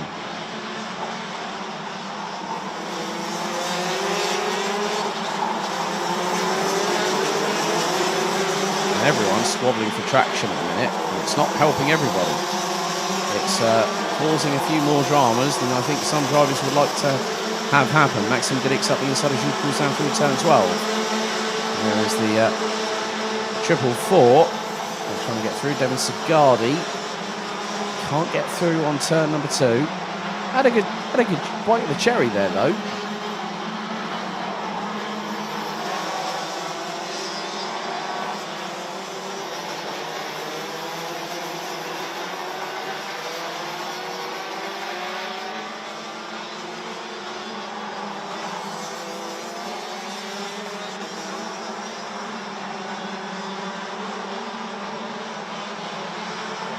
Sigardi again looking very, very closely to the inside of the Right, there is something unfolding, and it involves Mark. Oh, now this is a drama. Mark Kimber is pulling into the pits. The championship leader coming into this round has pulled out of the race. I think there's been a technical drama for Mark Kimber, and it's come at the worst moment possible. Well, that is definitely one for the score. That's one that I don't think anyone saw coming, and that changes quite a few things, but it still means that the title fight between him and Glenn Van Prijs is still very much open going into the final day of the championship. Well, I don't really need to say any more than that then, do I? But to see Mark Kimber, I'm not too sure if he did have a technical problem, but now it's down to Glenn Van Prijs to try and get past Chris Harnan. He does not want Matthias Jette Jakobsen getting in the way of him closing that gap to Mark Kimber, because based on actual scores, without drop scores taken into consideration, he's effectively 26 points behind. But then when you take into consideration drop scores, the gap is actually a little bit less than that.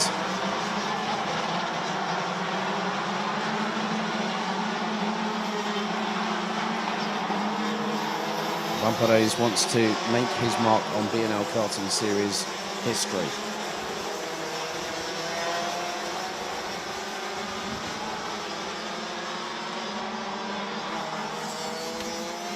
It's been very close between these three.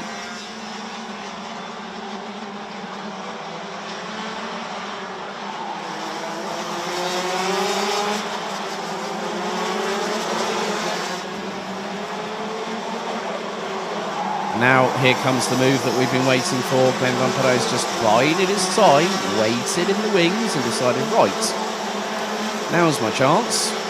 And he's got past. Now Chris Harnan, coming into this round, he's now put himself in the hunt for the top 5 in the championship standings. So, and especially with the fact of he's not placed in the top 3 that much this season. It's only this weekend where things have really come to the fore. So this can help him. But the way that Glenn Van Parijs is just driving, you know, as the consummate professional that he is.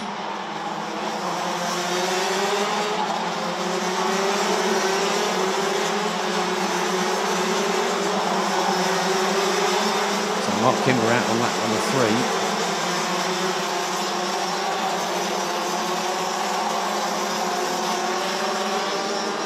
Now Matthias Jette-Jakobsen has gotten up into second position.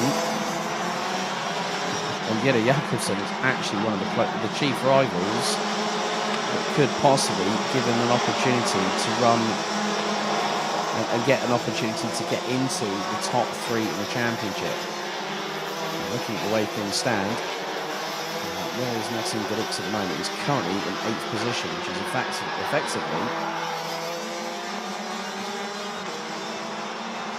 8 points, so he's not that far outside of the top 3 overall in the championship. It's just depending on what happens tomorrow. Nice move there on Fabian Bock by Lawrence Southfield. With Virdis and Gudix very close to them, so that's a change for 5th place. And Bock turned into the corner. Virdis was looking up the inside, and there's a hello. It's only me. It's Maxime. Hello Ragnar. How you doing? Not as infamous as Callum Bradshaw's wave in the start-finish race at Kart Masters this year at PF International. And Henry Baudet laughing his socks off. It's definitely one of the best karting moments I've ever seen.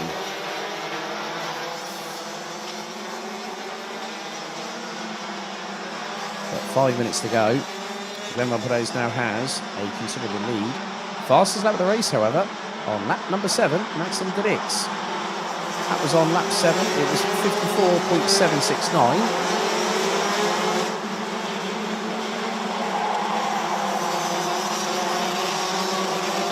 And he's got a chance to close on in those in front.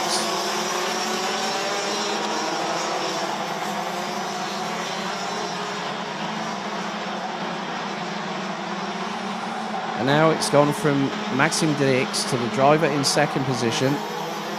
Matthias Jette-Jakobsen now into the 54.6s. Only driver to do that this afternoon in terms of this race. Van Parijs sets the fastest personal best. Keep your eyes on Loch Mellis though. The 4.30 from Latvia. He's only 9/10 away from Chris Harnan. He's in 3rd place. Also, the Dutch driver in the 4.07 set the personal best as Ragnar Virdis closing in once again on Fabian Bock. They have dropped Gudix a little bit. He's got Devin Sigardi not too far behind. 3 3/4 minutes still to go. And Van Parijs still leading the way.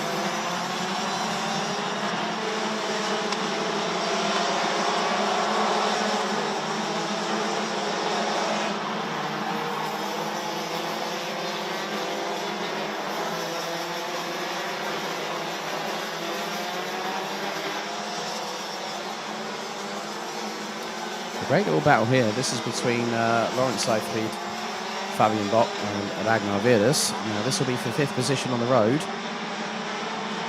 Hasn't been an easy season for Lawrence Southfield, I'll be completely honest here.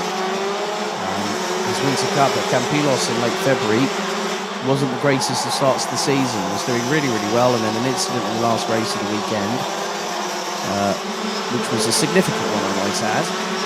But he's kept himself going. He's being coached by Seb Bailey. And his brother Ben coached a few drivers these days, not just in karting. Nice little switchback attempt by Lawrence Southfield to get back through on Fabian Bock. That nearly opened the door for Ragnar Virdis. And now Maxim Gudix has been able to sort of like see what's going on in front of him, just analyse the situation, and put himself hopefully in the right place at the right time. So he's behind Ragnar Virdis going down the Europolan into turn 7. 2 1/4 minutes to go. And Van Parijs is being closed in on by Jette-Jakobsen, who is effectively battling the driver that is currently in 7th position for the championship.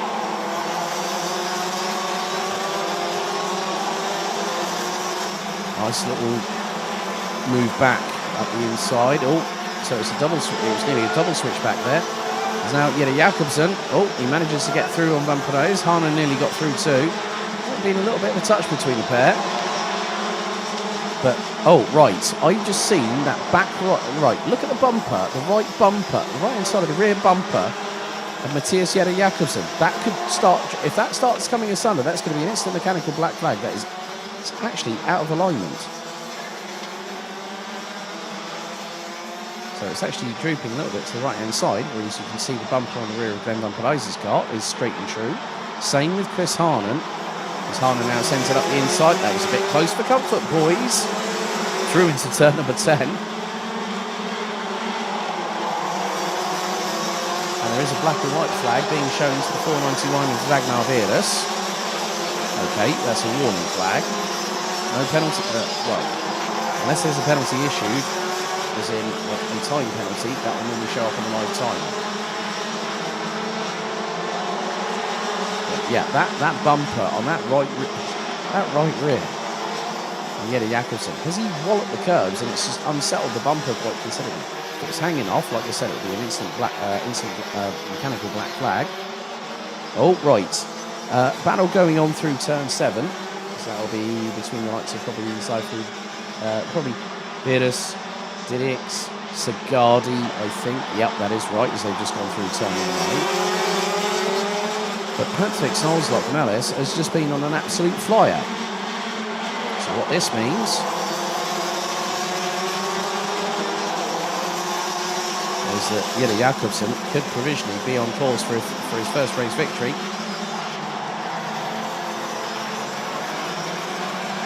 Of the season.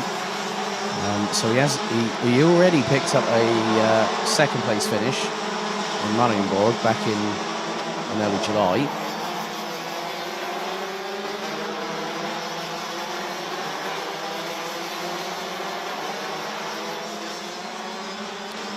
So the timer has hit 0 for DD2. After this, they'll have just over 1,400.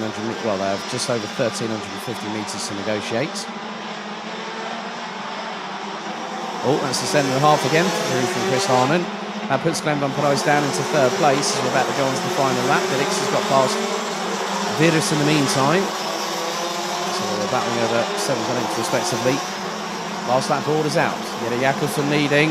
Oh, it's getting a bit too close for comfort. They nearly touched side pods. Did second and third. So Haanen and Van Parijs were nearly côte à côte, as they say.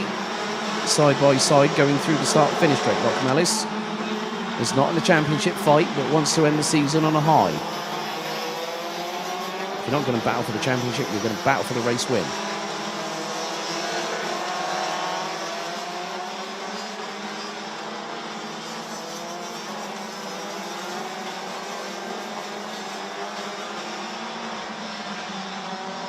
So the drivers make their way, top 4 make their way into turn 10 for the final time. 2 more corners. It was Glenn Van Parijs that won the race in the pre-final earlier on, but a win finally this season in the BNL, and it's Denmark's Matthias Jette Jakobsen from RS Competition who takes the victory ahead of Chris Haanen, with Glenn Van Parijs rounding out the top 3 places. Chris Haanen a third and provisionally a second at the moment. Patrick Snolslock-Mellis makes his way up to 4th at the flag ahead of Fabian Block, who completes the top 5. 6th is Lawrence Eifried, in the battle between himself and Maxime Didix and Ragnar Virus, who rounded out the top 8 places. Devin Sigardi, Kilian Gerhardt, Yannick Jacobs, Anthony Millet, Jules Cousin, Hugo Schwarzer, Jarro Dekkers, Mathis Janovskis, who again for the second race in a row this weekend has been involved in an incident, and he finished it in 16th place. The biggest news, Mark Kimber from Strawberry Racing, points leader coming into this round of the championship, retired on lap number 3.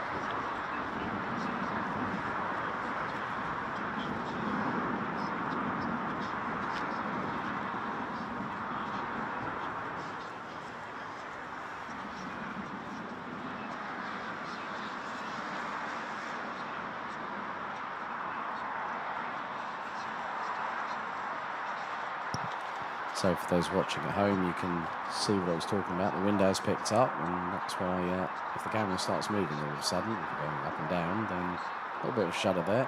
That is where we will crown our weekend winners for the final round of the season. We'll also award our championship trophies for this year, and also give away 5 tickets to 5 lucky drivers who will head over for their respective nations, for their teams, and also for themselves to the grand finals in Portimao. Has been a pretty fantastic season in terms of the entries. You know, the kickoff earlier on this year in March, where we had the best part of over 190 drivers. We nearly hit 200 in the first round of the season. In Marienborg, we had a pretty bumper grid there. And here we do have quite a significant influx of drivers, particularly, you know, we've had, I think, probably one of the biggest mini-max grids we've had all season long. Juniors have actually outranked seniors in terms of the biggest subscription for a weekend here this season. But with plenty of racing over the course of this year after this one. So like I said yesterday, we will have qualifying for the 5 classes that didn't actually have to go into heats. We do have 2 races to go, so that makes we're going to have DD2 Masters. And then closing the show with their race starting at 5:05 this afternoon, local time here in Belgium. We'll have the final heat for the junior Rotax drivers, and after that, the top 36 will go through to the pre-final and the final tomorrow, which effectively means that they will not be qualifying, as far as I understand it, by the sporting regulations. So we'll have some more qualifying tomorrow morning for Micro, Mini, Senior, DD2 and DD2 Masters, and then we'll have our last 12 races of the season. So here we go. Here is your grid for the final on day 1 of the final weekend of the championship. It's DD2 Masters.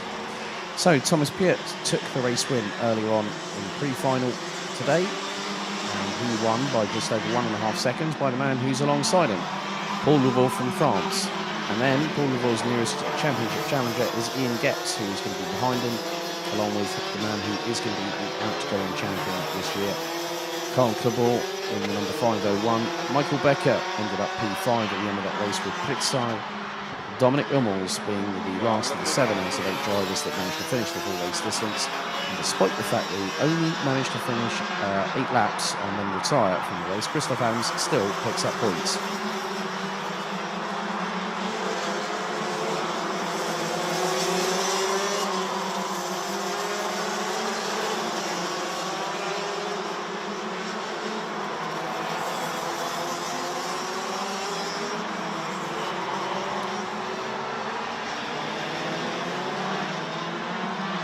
Drivers now go onto their formation lap.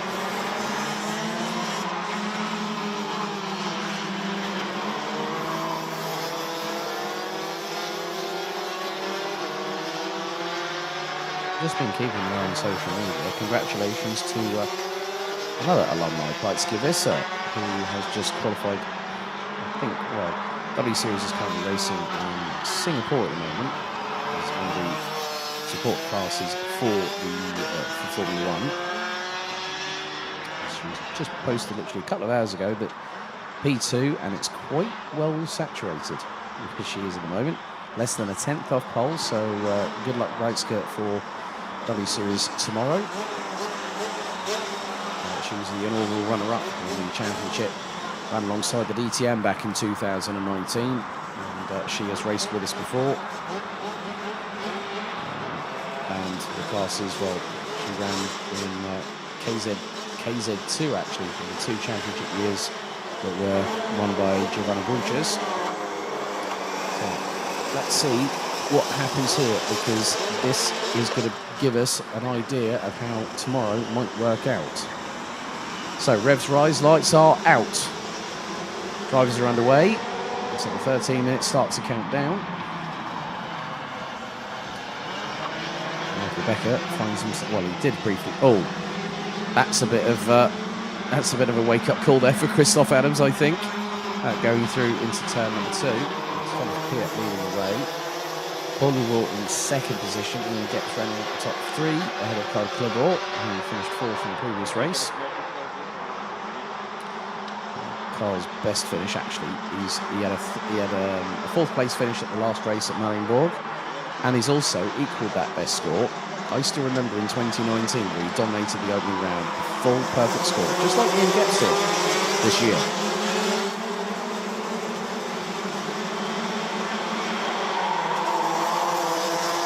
And this is where things are going to get a little bit more interesting, because it's about who between Getz and Louveau, how they finish at the end of this race will then give us an idea of the title picture going into tomorrow.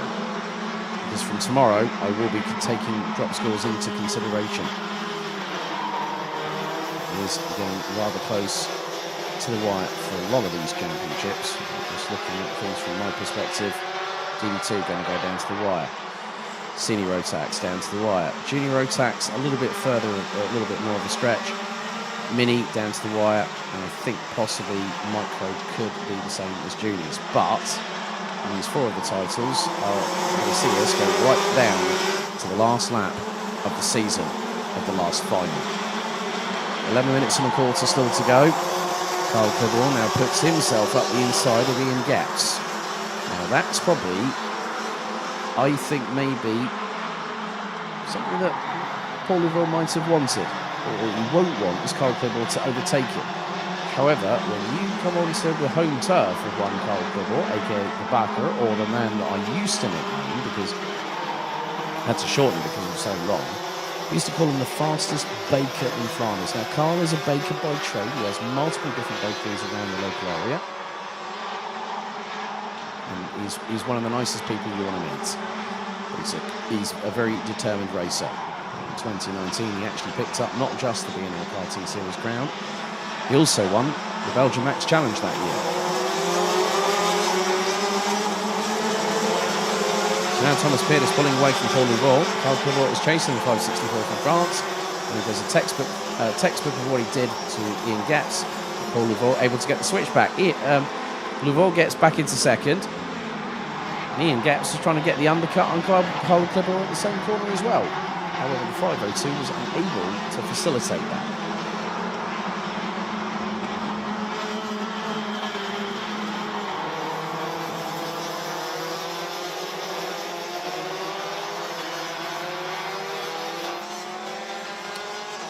So 9 3/4 minutes still remaining on the clock.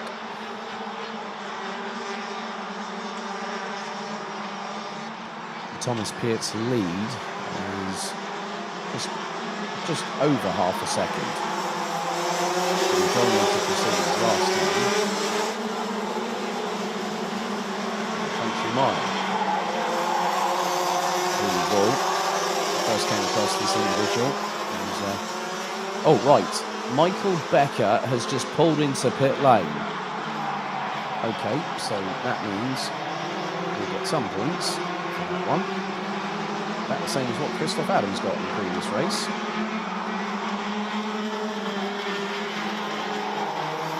So 4 minutes down, 9 to go.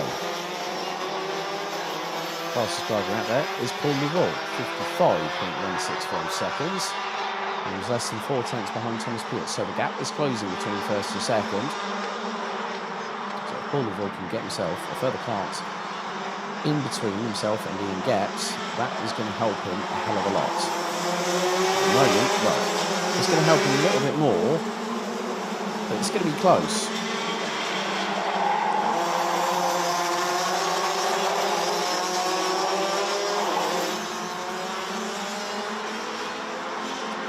Now Louveau pulls out of the slipstream, decides to send it. There we go. That means, Thomas Piet nearly got a rude awakening there through turn 2, because not only did Paul Louveau get through and take the lead of the race, and he nearly had Carl Clibor up his inside through turn 2, and nearly came together at the wheels. Now Thomas Piet returns the favour through turn 7.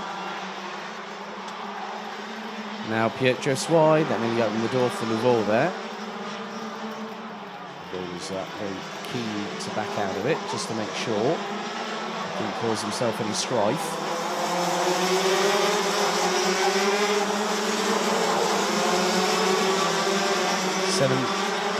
Just over 7.5 minutes to go is the top 4 line stern. Oh, bit of a send there. Pit side up the inside of Dominic Hummels.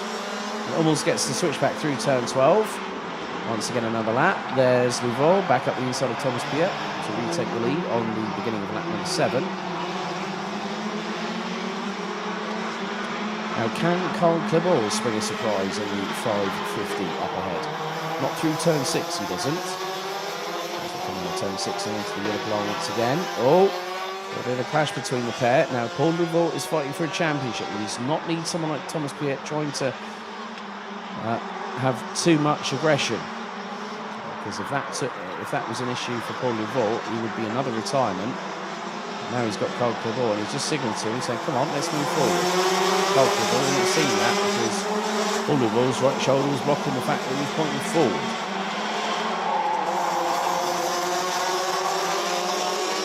Officially half-time through this final on the penultimate day of the season.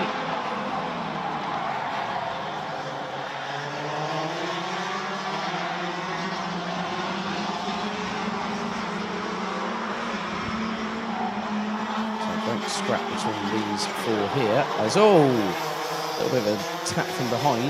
We've all went for the send, managed to get through on Piet. Piet's going to go through and then decides to put the boot on the other foot, so a bit too close for comfort. Piet was shutting the door. Louveau was committed and went for the move, and now this has brought in Dominic Hummels and Pit Sai into what has become a 6. Oh, Pit Sai up the inside of Hummels through turn 10. Nice move there by the Estonian. I just wanted to see where Christoph Adams is. He's probably decided to call it a day. Oh, bit of a push and shove. As Pit Sai, yep, Christoph Adams has decided to call it time. He doesn't want to be sort of sitting a bit further back than everybody else, so Christoph Adams decides that's time for me. Oh, Dominic Hummels has just picked up a 5-second time penalty for breaking the start. All 4 wheels out, 2 wheels out the tram lines. So 3-second time penalty. Louveau and Clebol now side by side. They went into turn number 7. Now this is looking very, very nice to the eyesight of one Ian gets, because now this has really started to give us a dynamic for tomorrow. And depending on what the weather's going to do tomorrow, could be that equaliser that gives us the battle that we need at the end of the season. Like a lot of you fans out there, I'm a fan of motorsport as well, and I want to see a championship right down to the wire. And that's what we're seeing in DD2 Master. We've got some great drivers in this championship, and especially those ones 2nd, 3rd and 4th. 4.25 minutes still to go. And Thomas Piet has started extending his lead over Carl Clebol to about the best part, to the tune of about the best part of 0.6 of a second. But the good thing is when you have these kind of quality drivers. Oh, right. There's a move. That's Ian Gepps up the inside of Paul Louveau. That, more importantly, is for 3rd place on the road. You know what this means? Folks, we've got a fight on our hands. And now it changes again. Louveau up the inside to retake 3rd position through turn 2. Neatly shuts the door so Gepps cannot respond.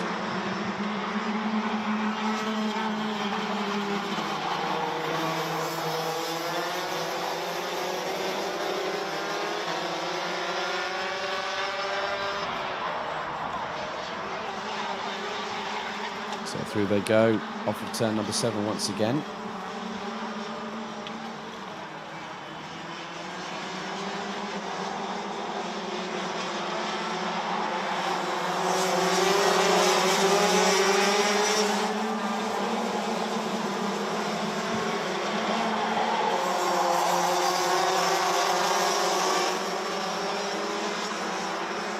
Two minutes 50 on the clock remain.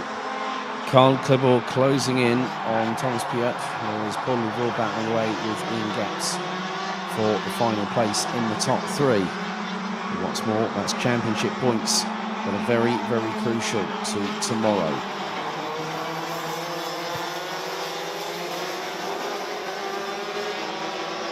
Oh, that was a bit of a moment there for pit side. Went a little bit wide coming out of turn 6 onto the Yellowplan, and now it's changed again. So Paul Louvreau behind Ian Getz.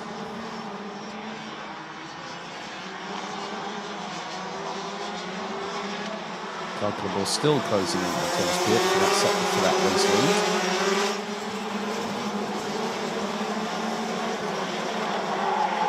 Now Carl Clebor is looking for the lead there. He's been after a win all year, is Carl Clebor. It's not been an easy season for 501. A minute and 3/4, anything can happen.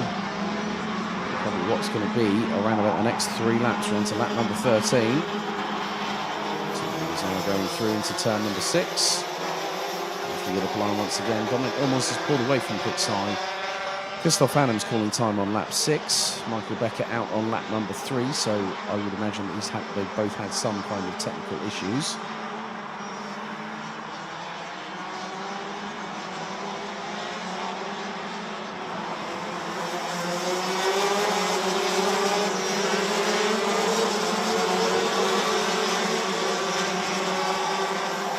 So 60 seconds on the clock remain in the last final of the penultimate day of the season before we go to our last heat for Junior Rotax.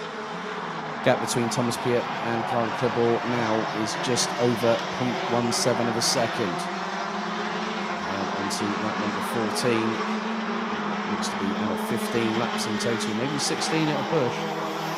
The pace they've been setting, and Ian Getz on that last tour, 54.945 seconds.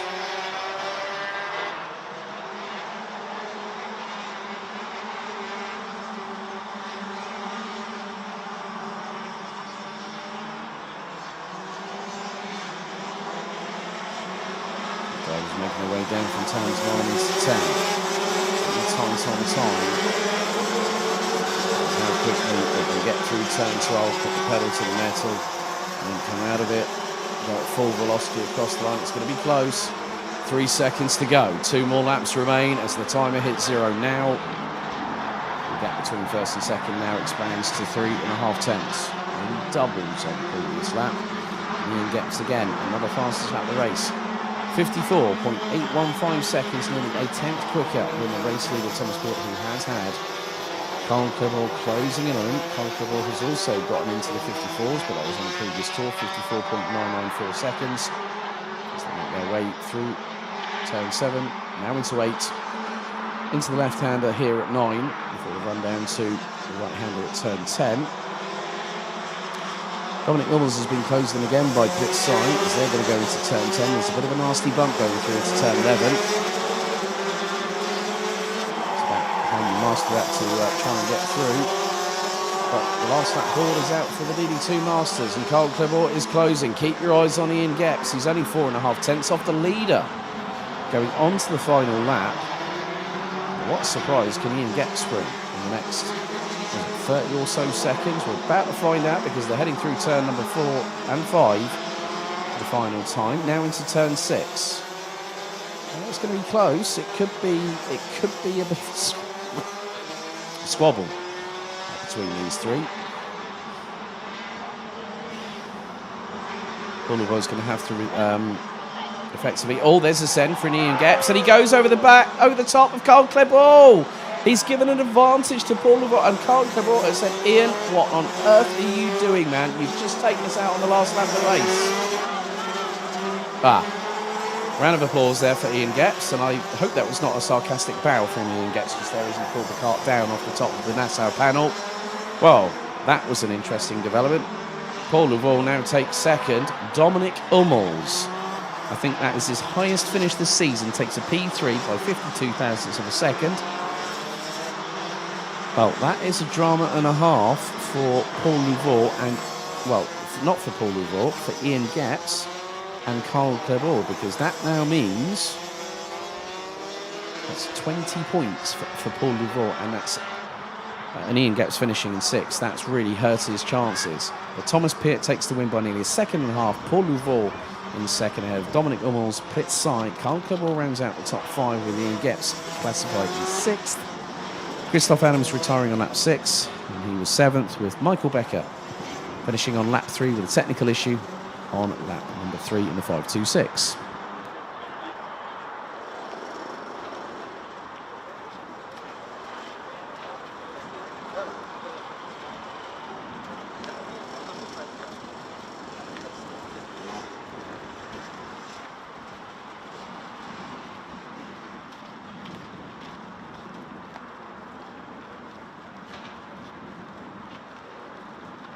Kas Priit oli ees või mitte, vaatasid elektroonikat? Ei olnud.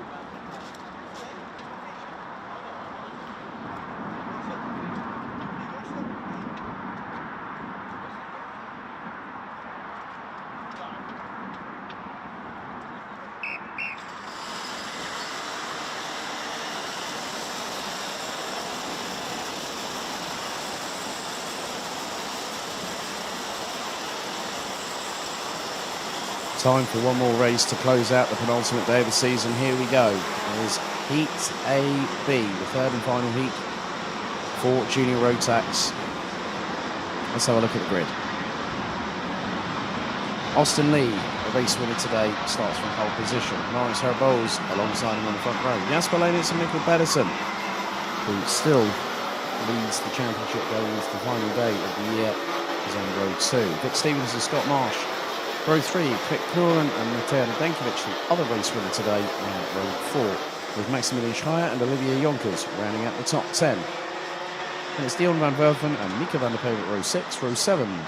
Ralph van der Peev and Mitchell van Dijk, Karen Borguino and Casper Schommans round at row 8, row 9, it's Julian Kreuzmann and Thijs van Dijk, with Donis Johannes Dominguez and Sebastian Koch rounding at the top 20. Siem van Vliet, Louis Detling, Kim de Brandt, Hans Boshouse, Benjamin Van Hees and Puck Govels rounding out the 26 strong going into this race.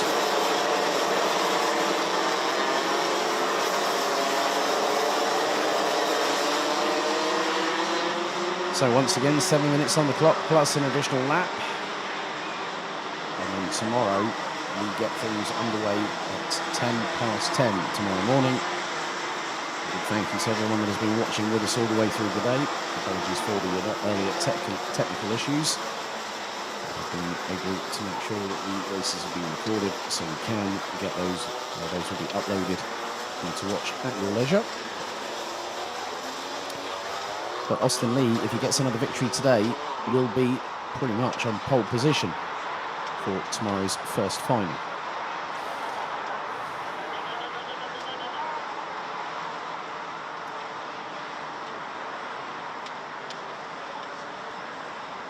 So the road to Portimao has one more step to be taken for these drivers, and especially the two main protagonists for the title. Well, make that 3 if you want to include Scott Marsh in this one. Mikkel Pedersen came into this race day on 123 points, ahead of Scott Marsh on 91, Casper Schommans rounding out the top 3 on 88. After the intermediate ranking after the heats, we'll find out who places where, and if you're in the top 15, you score double points based on the heat system through the sporting regulations. Red lights on the starting gantry for one final time here on Saturday, as the sun is starting to lower and the shadows are showing across the ground. Into the tram lines we go. Revs rise. Are we ready? Are we steady? Lights are out. We're off and racing. Austin Lee gets a better start than everybody else. And look, oh, someone's already got off. Big time. That was 5 abreast. Everyone was squabbling for traction. And one cart nearly launches onto the back bumper of another through turn 2. And there has been an incident, one of which might have been, I'll keep an eye out, it was possibly Louis Detling or maybe Hiram Borguino in the 226. Might have been the latter, at the back end of the field. Just spotted Siem van Vliet. There's Maximilian Schreier trying to get through in turn 7. Schreier from Germany started in 11th position. At the front of the field, it is Austin Lee leading Jasper Leinitz. Now here comes the Dane. And with Pedersen up the inside of the 277 to now take 2nd position through turn 10. And 4th, oh, that is the 298 of Laurens Herboz from Belgium. Not too far behind him, he's got Scott Marsh from Great Britain. Well, Mikkel Pedersen in 2nd place, and now Jasper Leinitz, who has been showcasing some better results this season as a junior. qualified for the Grand Finals before as a Mini-Max driver. Last time for that was 2019 at Sarno. When they ran on the Comp Kart chassis. Oh dear, pit manoeuvre on Maximilian Schreier coming through into turn number 7. Schormans gets through, Krit Knorren gets through. I think also, was that Olivier Jonkers that might have been at the front of that train? I can't work out that number. As they come through into turn 10, Knorren harder on the brakes, and later on the brakes on that add, and it was Olivier Jonkers, I was right. Radenkovic now makes a position on Jasper Leinert, so it's all Flotsam and Jetsam behind. Austin Lee now leads by nearly half a second. Ahead of Mikkel Pedersen, who just pumps in the fastest lap of the race. As Max Schreier goes up the inside of Olivier Jonkers.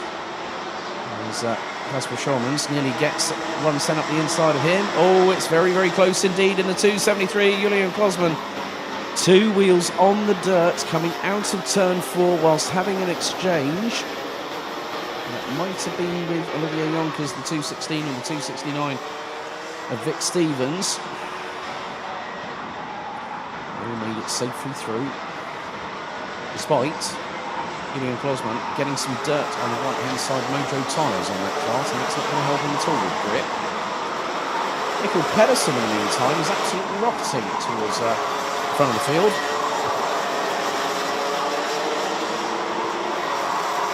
So the gap between him and Austin Lee now drops from half a second to 3.5 tenths. A little bit further back. Mika van der Pavert, one driver that has a bit of a badge of honour, keeps on wearing his Team Netherlands race suit from the Grand Finals. Oh, Max Schreier in the walls again, this time with Olivier Jonkers. Oh, that was a swipe across the front bumper if ever I saw one there, Maxi. Well done. I think Olivier Jonkers was like thinking, oh my goodness me, and it's all now, it's Dodgem karts without any contact at the moment. But there is going to be some inevitable little touches. Well, the 257, Sim van Vliet nearly got a touch. They'll just, well, it's really getting robust out there. One of which was Thijs van Dijk from the Netherlands in the 246. Dion van Verven's in the middle of all of this. So is Thomas Johannes Tomingus. It's 3 wide coming across the start-finish straight. Oh, careful, boys, brace.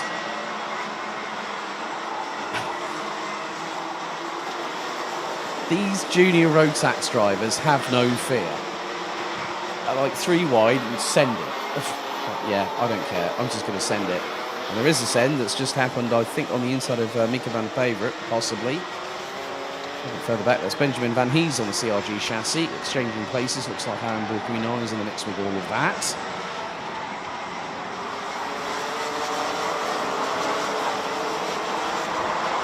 Towards the back end of that, 268, that's Ralph Van Pavert. Up to Mika. Max Schreier still hunting down a few in front, which probably looks to be including the likes of Vic Stevens, but Max Schreier has just been passed by Krit Knorren in the 212. And also, in front of them is also Vic Stevens and Olivier Jonkers. They complete the top 11. Now the top 2 are being closed in on. Scott Marsh and Matej Radenkovic has closed in on the pair. That's a very interesting new Nassau panel on your kart there, Mr. Scott Marsh. Oh, and the lead has changed, so Mikkel Pedersen gets in front of Austin Lee. Austin Lee with the way things are. Now Radenkovic is in 4th at the moment, but even with a race win and a 4th, that could be the case that Austin Lee might secure provisional pole for tomorrow. But Scott Marsh has just gone up the inside of the triple 2 from Germany, and here comes Radenkovic. Oh, it's side by side between Lee and Radenkovic going into turns 1 and 2, and Austin Lee has had to back out of it. Had no other alternative. In the meantime, Lawrence Herboz has got past, and that's the 214 of Mitchell van Dijk, followed by Mika van der Pavert, and I think that's Jasper Leinert at the back of that train. Oh my goodness. Late send and then some, Mitchell van Dijk, well done. And that put the frighteners on Lawrence Herabols. Jasper Lane is going up the inside of Mika van der Pavert going into turn 7 and makes the move stick. Just 35 seconds plus an additional lap of the race day to go. Scott Marsh going defensive on Radenkovic up the inside through into turn 10, goes to the 296, and Austin Lee threads the eye of the needle, gets between the pair of them. So good tactical driving there from Austin Lee, just waiting. Now he's coming in at turn 12, 15 seconds to go, lead across the start-finish line. So Pedersen leads from Radenkovic, now Austin Lee just behind. These are the two that are effectively going to be battling for provisional pole for tomorrow's pre-final.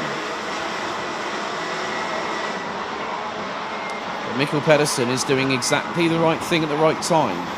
This could help him with regards to the battle that he has. As Kasper Schulman said to me when I spoke to him about down here at the Brasserie earlier on this week, yeah, I need to pretty much win everything. And it hasn't gone that way, I'm afraid. At the moment, well, where is Schulman's? He's currently 9th, and we've only got this and one more lap to go for the race day. Now Austin Lee has got company from behind. That's Mitchell van Dijk. Now Austin Lee drops to 4th. Now this will effectively, by the ranking of the heats, will provisionally give. Oh, that's another position dropped, and now another position, because that's Mika van der Pavert that's got through. And right behind Austin Lee is Lawrence Herabols. We're on to the final lap of the race. It's all kicked off from 4th backwards.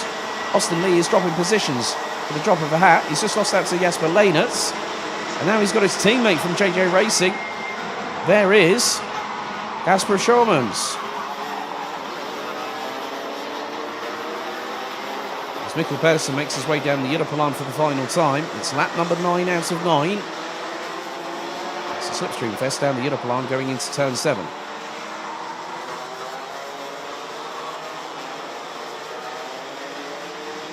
So our leader now making his way through turn 10 for the 9th and final time. The current points leader, Denmark's Mikkel Pedersen. It's about to head towards turn number 12 as Austin Lee tries to fire it up the inside of Jasper Leynertz. But here he comes, it's the Dane train. Mikkel Pedersen takes the win. It's 3 different heat winners from 3 different races here today in Junior Rotax. And by my provisional calculations, your provisional pole sitter might very well be the driver that just finished 2nd and won the first heat earlier on today. That was Matej Radenkovic. Scott Marsh in 3rd, Lawrence Herabols in 4th with Mika van der Pavert and Mitchell van Dijk running out the top 6. Jasper Leynertz in 7th, ahead of Kasper Schulmans, with Austin Lee, who won the 2nd heat earlier on today. Started from pole position, finished 9th, ahead of Olivier Jonkers, who rounds out the top 10 positions. Mick Stevens, Dion van Werven, Krik Kruren, Julian Klausman, Maximilian Schreier, Ryan Bourguignon, Sim van Vliet, Benjamin van Hees, Thomas Johannes Tomingus and Thijs van Dijk, and then at the top 20. With Ralph van der Pavert, Louis Stetling, Sebastian Koch, Kaz Boshaus, Pat Gubbels and Kian de Brandt, all making it to the checker flag after 9 laps of racing.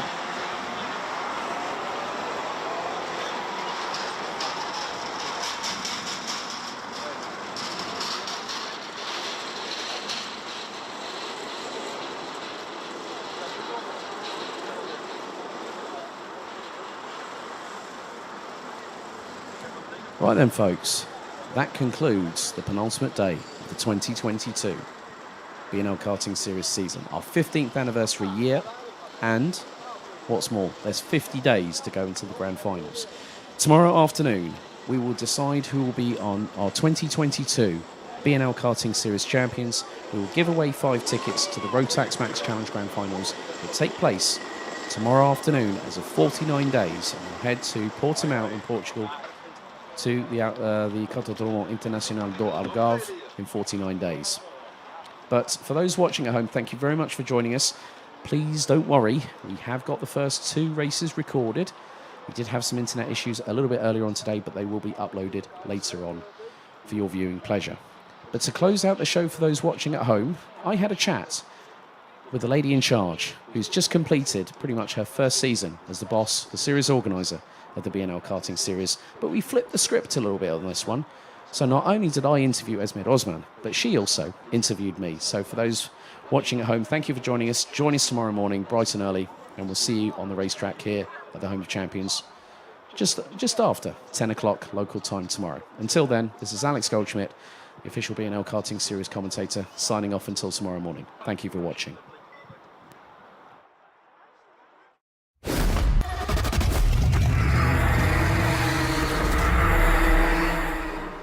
So I had to get the boss that runs the place, and it is, of course, Esmir Osman. Esmir, good to have you with me.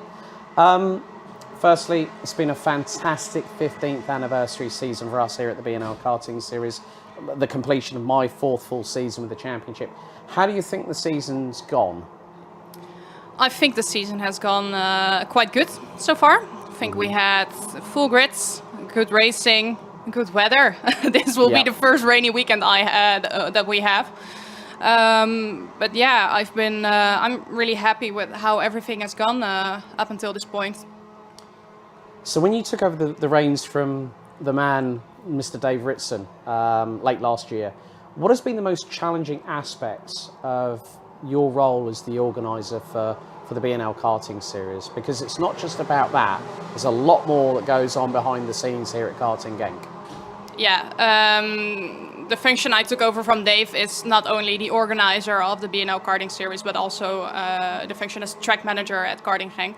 And we have, I don't know the numbers, but we have a lot of races here every season, which I'm the first contact person for those other organizations. I play a big part in organizing bigger races, the CIK European Championship at Genk. My Euro Series, but also the Rotax Euro Trophy last April. So it's very challenging, as there's just so many things you have to keep your so many things you have to do, so many things you have to think about, be busy with. So that has been the most challenging part for me. It's about looking ahead and planning ahead, and of course I know I can plan well, but it's still actually doing it. It's not that easy, but Dave has been a really good help. Work together. I've been working here for 2.5 years now, so I worked a long time together with Dave, so I already got to learn a lot from him. He really helped me step into my role as the new organizer of the BNL. Helped me during the first weekends, and then that has been very helpful for me, so really grateful for that. And apart from that, what's been the most exciting aspect of your job? Personally, on a personal level, it's just I turned my hobby into my profession, and it's something I've always dreamt about and always knew that some way I would do it, but this has been amazing. Hard working, but I think you know it as well, and there's no better thing than turning your hobby into your profession. It's like we say in the United Kingdom, if you do a job you love every single day for the rest of your life, it doesn't feel like work, does it? That's what I have on my LinkedIn in my bio. If you have a job you enjoy doing, you never have to work a day in your life. Okay, after a very long day, I feel different about that. But it's when you do something with passion, it just makes everything easier. And on a professional level, I think the grids we have this year in BNL, both quantity-wise and quality-wise, have been really good. So that's exciting. What are your thoughts on the racing over all 6 classes, right the way from our youngsters coming into the Rotax racing family in micro, all the way up to the old veterans, the people that have been around for quite a long time? I mean, Carl Klibble, multi-time BNL and BMC, DD2 Masters champion. What has been your thoughts on the racing over the course of the season, starting with the kickoff back in March of this year? It really got intenser over the season, of course. The further you are in the season, the more people see the grand final tickets hanging before them, and of course they all want to win. In the end, there's only one driver each class who can be the champion. But I think we have a very high level. Like I said, we have very high level grids. Racing is really close, so that's something that's really good, I think. Well, I mean, that really does answer my next question, which was, what does it mean to see the Rotax family being well represented with bumper grids? I mean, it's been exemplary especially over this 4th season that I've been a part of the championship since Dave got me involved back pretty much 4 years to the month, when I saw Mr. Joe Turney, now an OTK factory driver, literally decimate the senior Rotax field, and no one could say anything about it. It was just exemplary, and it really sparked my love for this championship. And then I got announced as the new commentator for the 2019 season. And folks, you might have already seen it on social media. Well, Esme and I had a discussion. I'm back for season 5 next year, and I really couldn't be happier. This is a championship so close to my heart personally. But as a racer at heart, for those that don't know about Esme, she does like to get behind the wheel, and we were here after the Euro Trophy to sample Project T20, both blown away about it. But as a racer at heart, what's it like when you're on that start-finish line and you're seeing the drivers head into the tram lines and then go racing after the lights go out? I know you'd be like, I really wish I was with them, but what as the organizer does that mean to you personally? Well, to be honest, it's not that I think, oh, I want to be with them, because I feel like if I had that feeling, my job would be tough. If the only thing was, okay, I want to drive myself in competition, no. But yeah, I think karting, I like motorsport in general, but I think karting is the most pure form of racing we have. How close it is, how intense it is. So yeah, every time you see the start, it's just, yeah, makes my heart beat faster, really. Yeah, and we all get those sort of like good nerves, butterflies, and deep in the stomachs, like, oh, I really can't wait to see what happens in turns 1 and 2. But also, we are giving away 5 tickets to the 2022 Rotax Max Challenge Grand Finals at the Cartódromo Internacional do Algarve in Portimão, November 19th to the 26th. And it's going to be this lady's first Grand Finals, as you will be with the Red Devils this year. Firstly, what are you looking forward to most about the Grand Finals? I don't know. I think just being there. I really like the concept of everybody just having the same equipment, and I think that's really good. It really comes down to the driver, and I'm very excited to see, firstly, who in the end will, of course, represent Team Belgium.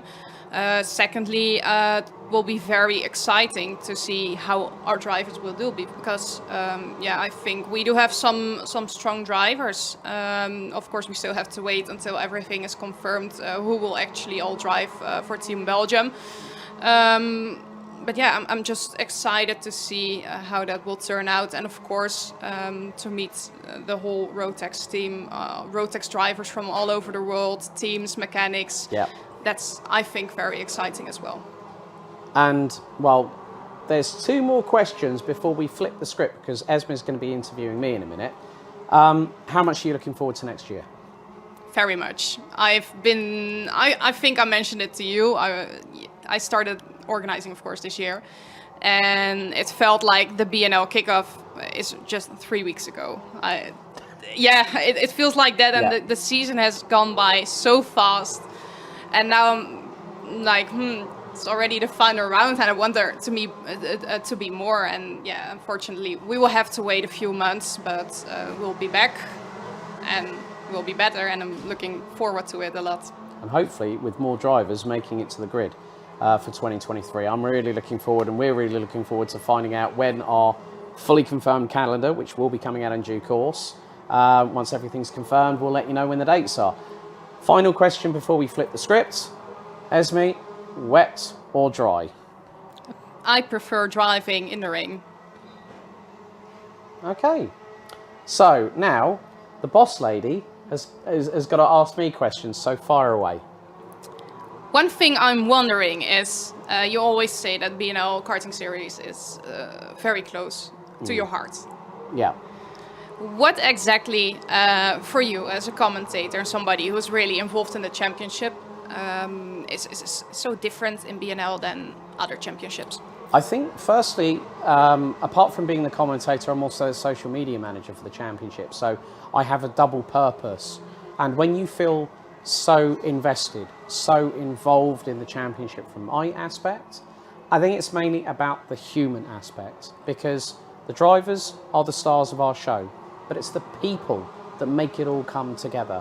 And the amount of people that I've commentated on, I still remember when Max Timmermans was battling in the first round of the Euro Trophy back in 2018 when I first came to the circuit, and they clashed going into turns 1 and 2. And it was the biggest defibrillator moment I think I ever needed in my early European commentary career. But it's about the BNL karting series has a fantastic atmosphere. Everyone I see, everyone I talk to is approachable, has got a smile on the face, and it's nice when you greet them with a hug or a smile or a handshake. To me, like you said about karting, it's like Ayrton Senna once said, it's pure driving, it's pure racing. And that's why this championship, I mean, yes, I'm the voice of it. Yes, I'm the person that posts on the social media, but I'm just a little cog within the bigger sort of watch mechanism of this championship. It is the people more than anything that keeps me coming back year after year. That's very good to hear. Looking at the weekend ahead, are you expecting any surprises? I am expecting title fights to go down to the wire. And for those wondering, the reason why this particular MacBook Pro is my go-to, and I'm actually going to show you something I don't really show people. This here is an Excel spreadsheet with 14 tabs. That's how much work I've put into this. And it's the same with everything. The reason why people ask me, how do you know so much? It's because I prepare for these kind of events. If you don't have all the information to hand, like say 143 drivers, 12 different nations, by the end of this weekend, it's only going to be 49 days until the grand finals. And by having looked at that spreadsheet so many times, it literally is imprinted in my mind. I mean, first of all, looking at the title fights, you know, Sven Lindemann, based on drop scores, is only 25 points ahead of Vic van Kampenhout. So that title's going to go down to the wire. Minimax, Boris Maximov, on drop scores, is 6 points ahead of Max Swiderski. Alexander Van Meeuwen from Belgium could spring a surprise. Even Mats van Rooyen could do that too. And with a maximum of 100 points on offer for every single driver that competes over the course of the race weekend. You know, I've spoken with quite a few drivers, Tommy van der Stroys and Scott Marsh, and also I've spoken to their respective parents as well. They've already got their tickets for the grand finals. They don't have to worry. The pressure is off them. But in juniors, it's going to be a straight-out dogfight between Mikkel Pedersen and Kasper Schormans. And the biggest thing from my perspective, those are the two that want to go for the title and get that ticket. So for Scott and Tommy, it's have fun with your friends, go out karting. Yeah, if we win a race, great. If not, it's not the end of the world, but we're going to have fun whilst doing it. But the biggest title, there's two other big title battles as well. And it's a repeat of what we saw in the Euro Trophy. Sean Butcher versus Kai Rilets. Now, this is where it gets interesting. After Marienburg, Kai Rilets flew out of the gates, whitewashed the field at back here in the April bank holiday weekend in Easter. But then Sean Butcher didn't have the greatest race weekend. It was Kai Hunter that decided, right, I'm going to come in, and he had a tune-up race ahead of the Euro Trophy the following week and swept the board. But the person that's been making most ground, and it's great to see women being represented in this championship, Eliska Babičková. She is at the front of the field, and she has got a clear gap between her and other competitors, you know, the likes of Jaden Thien, who was a misfit stealing Kai Rilets' bike when I was trying to do some recording after the Euro Trophy at Marienburg.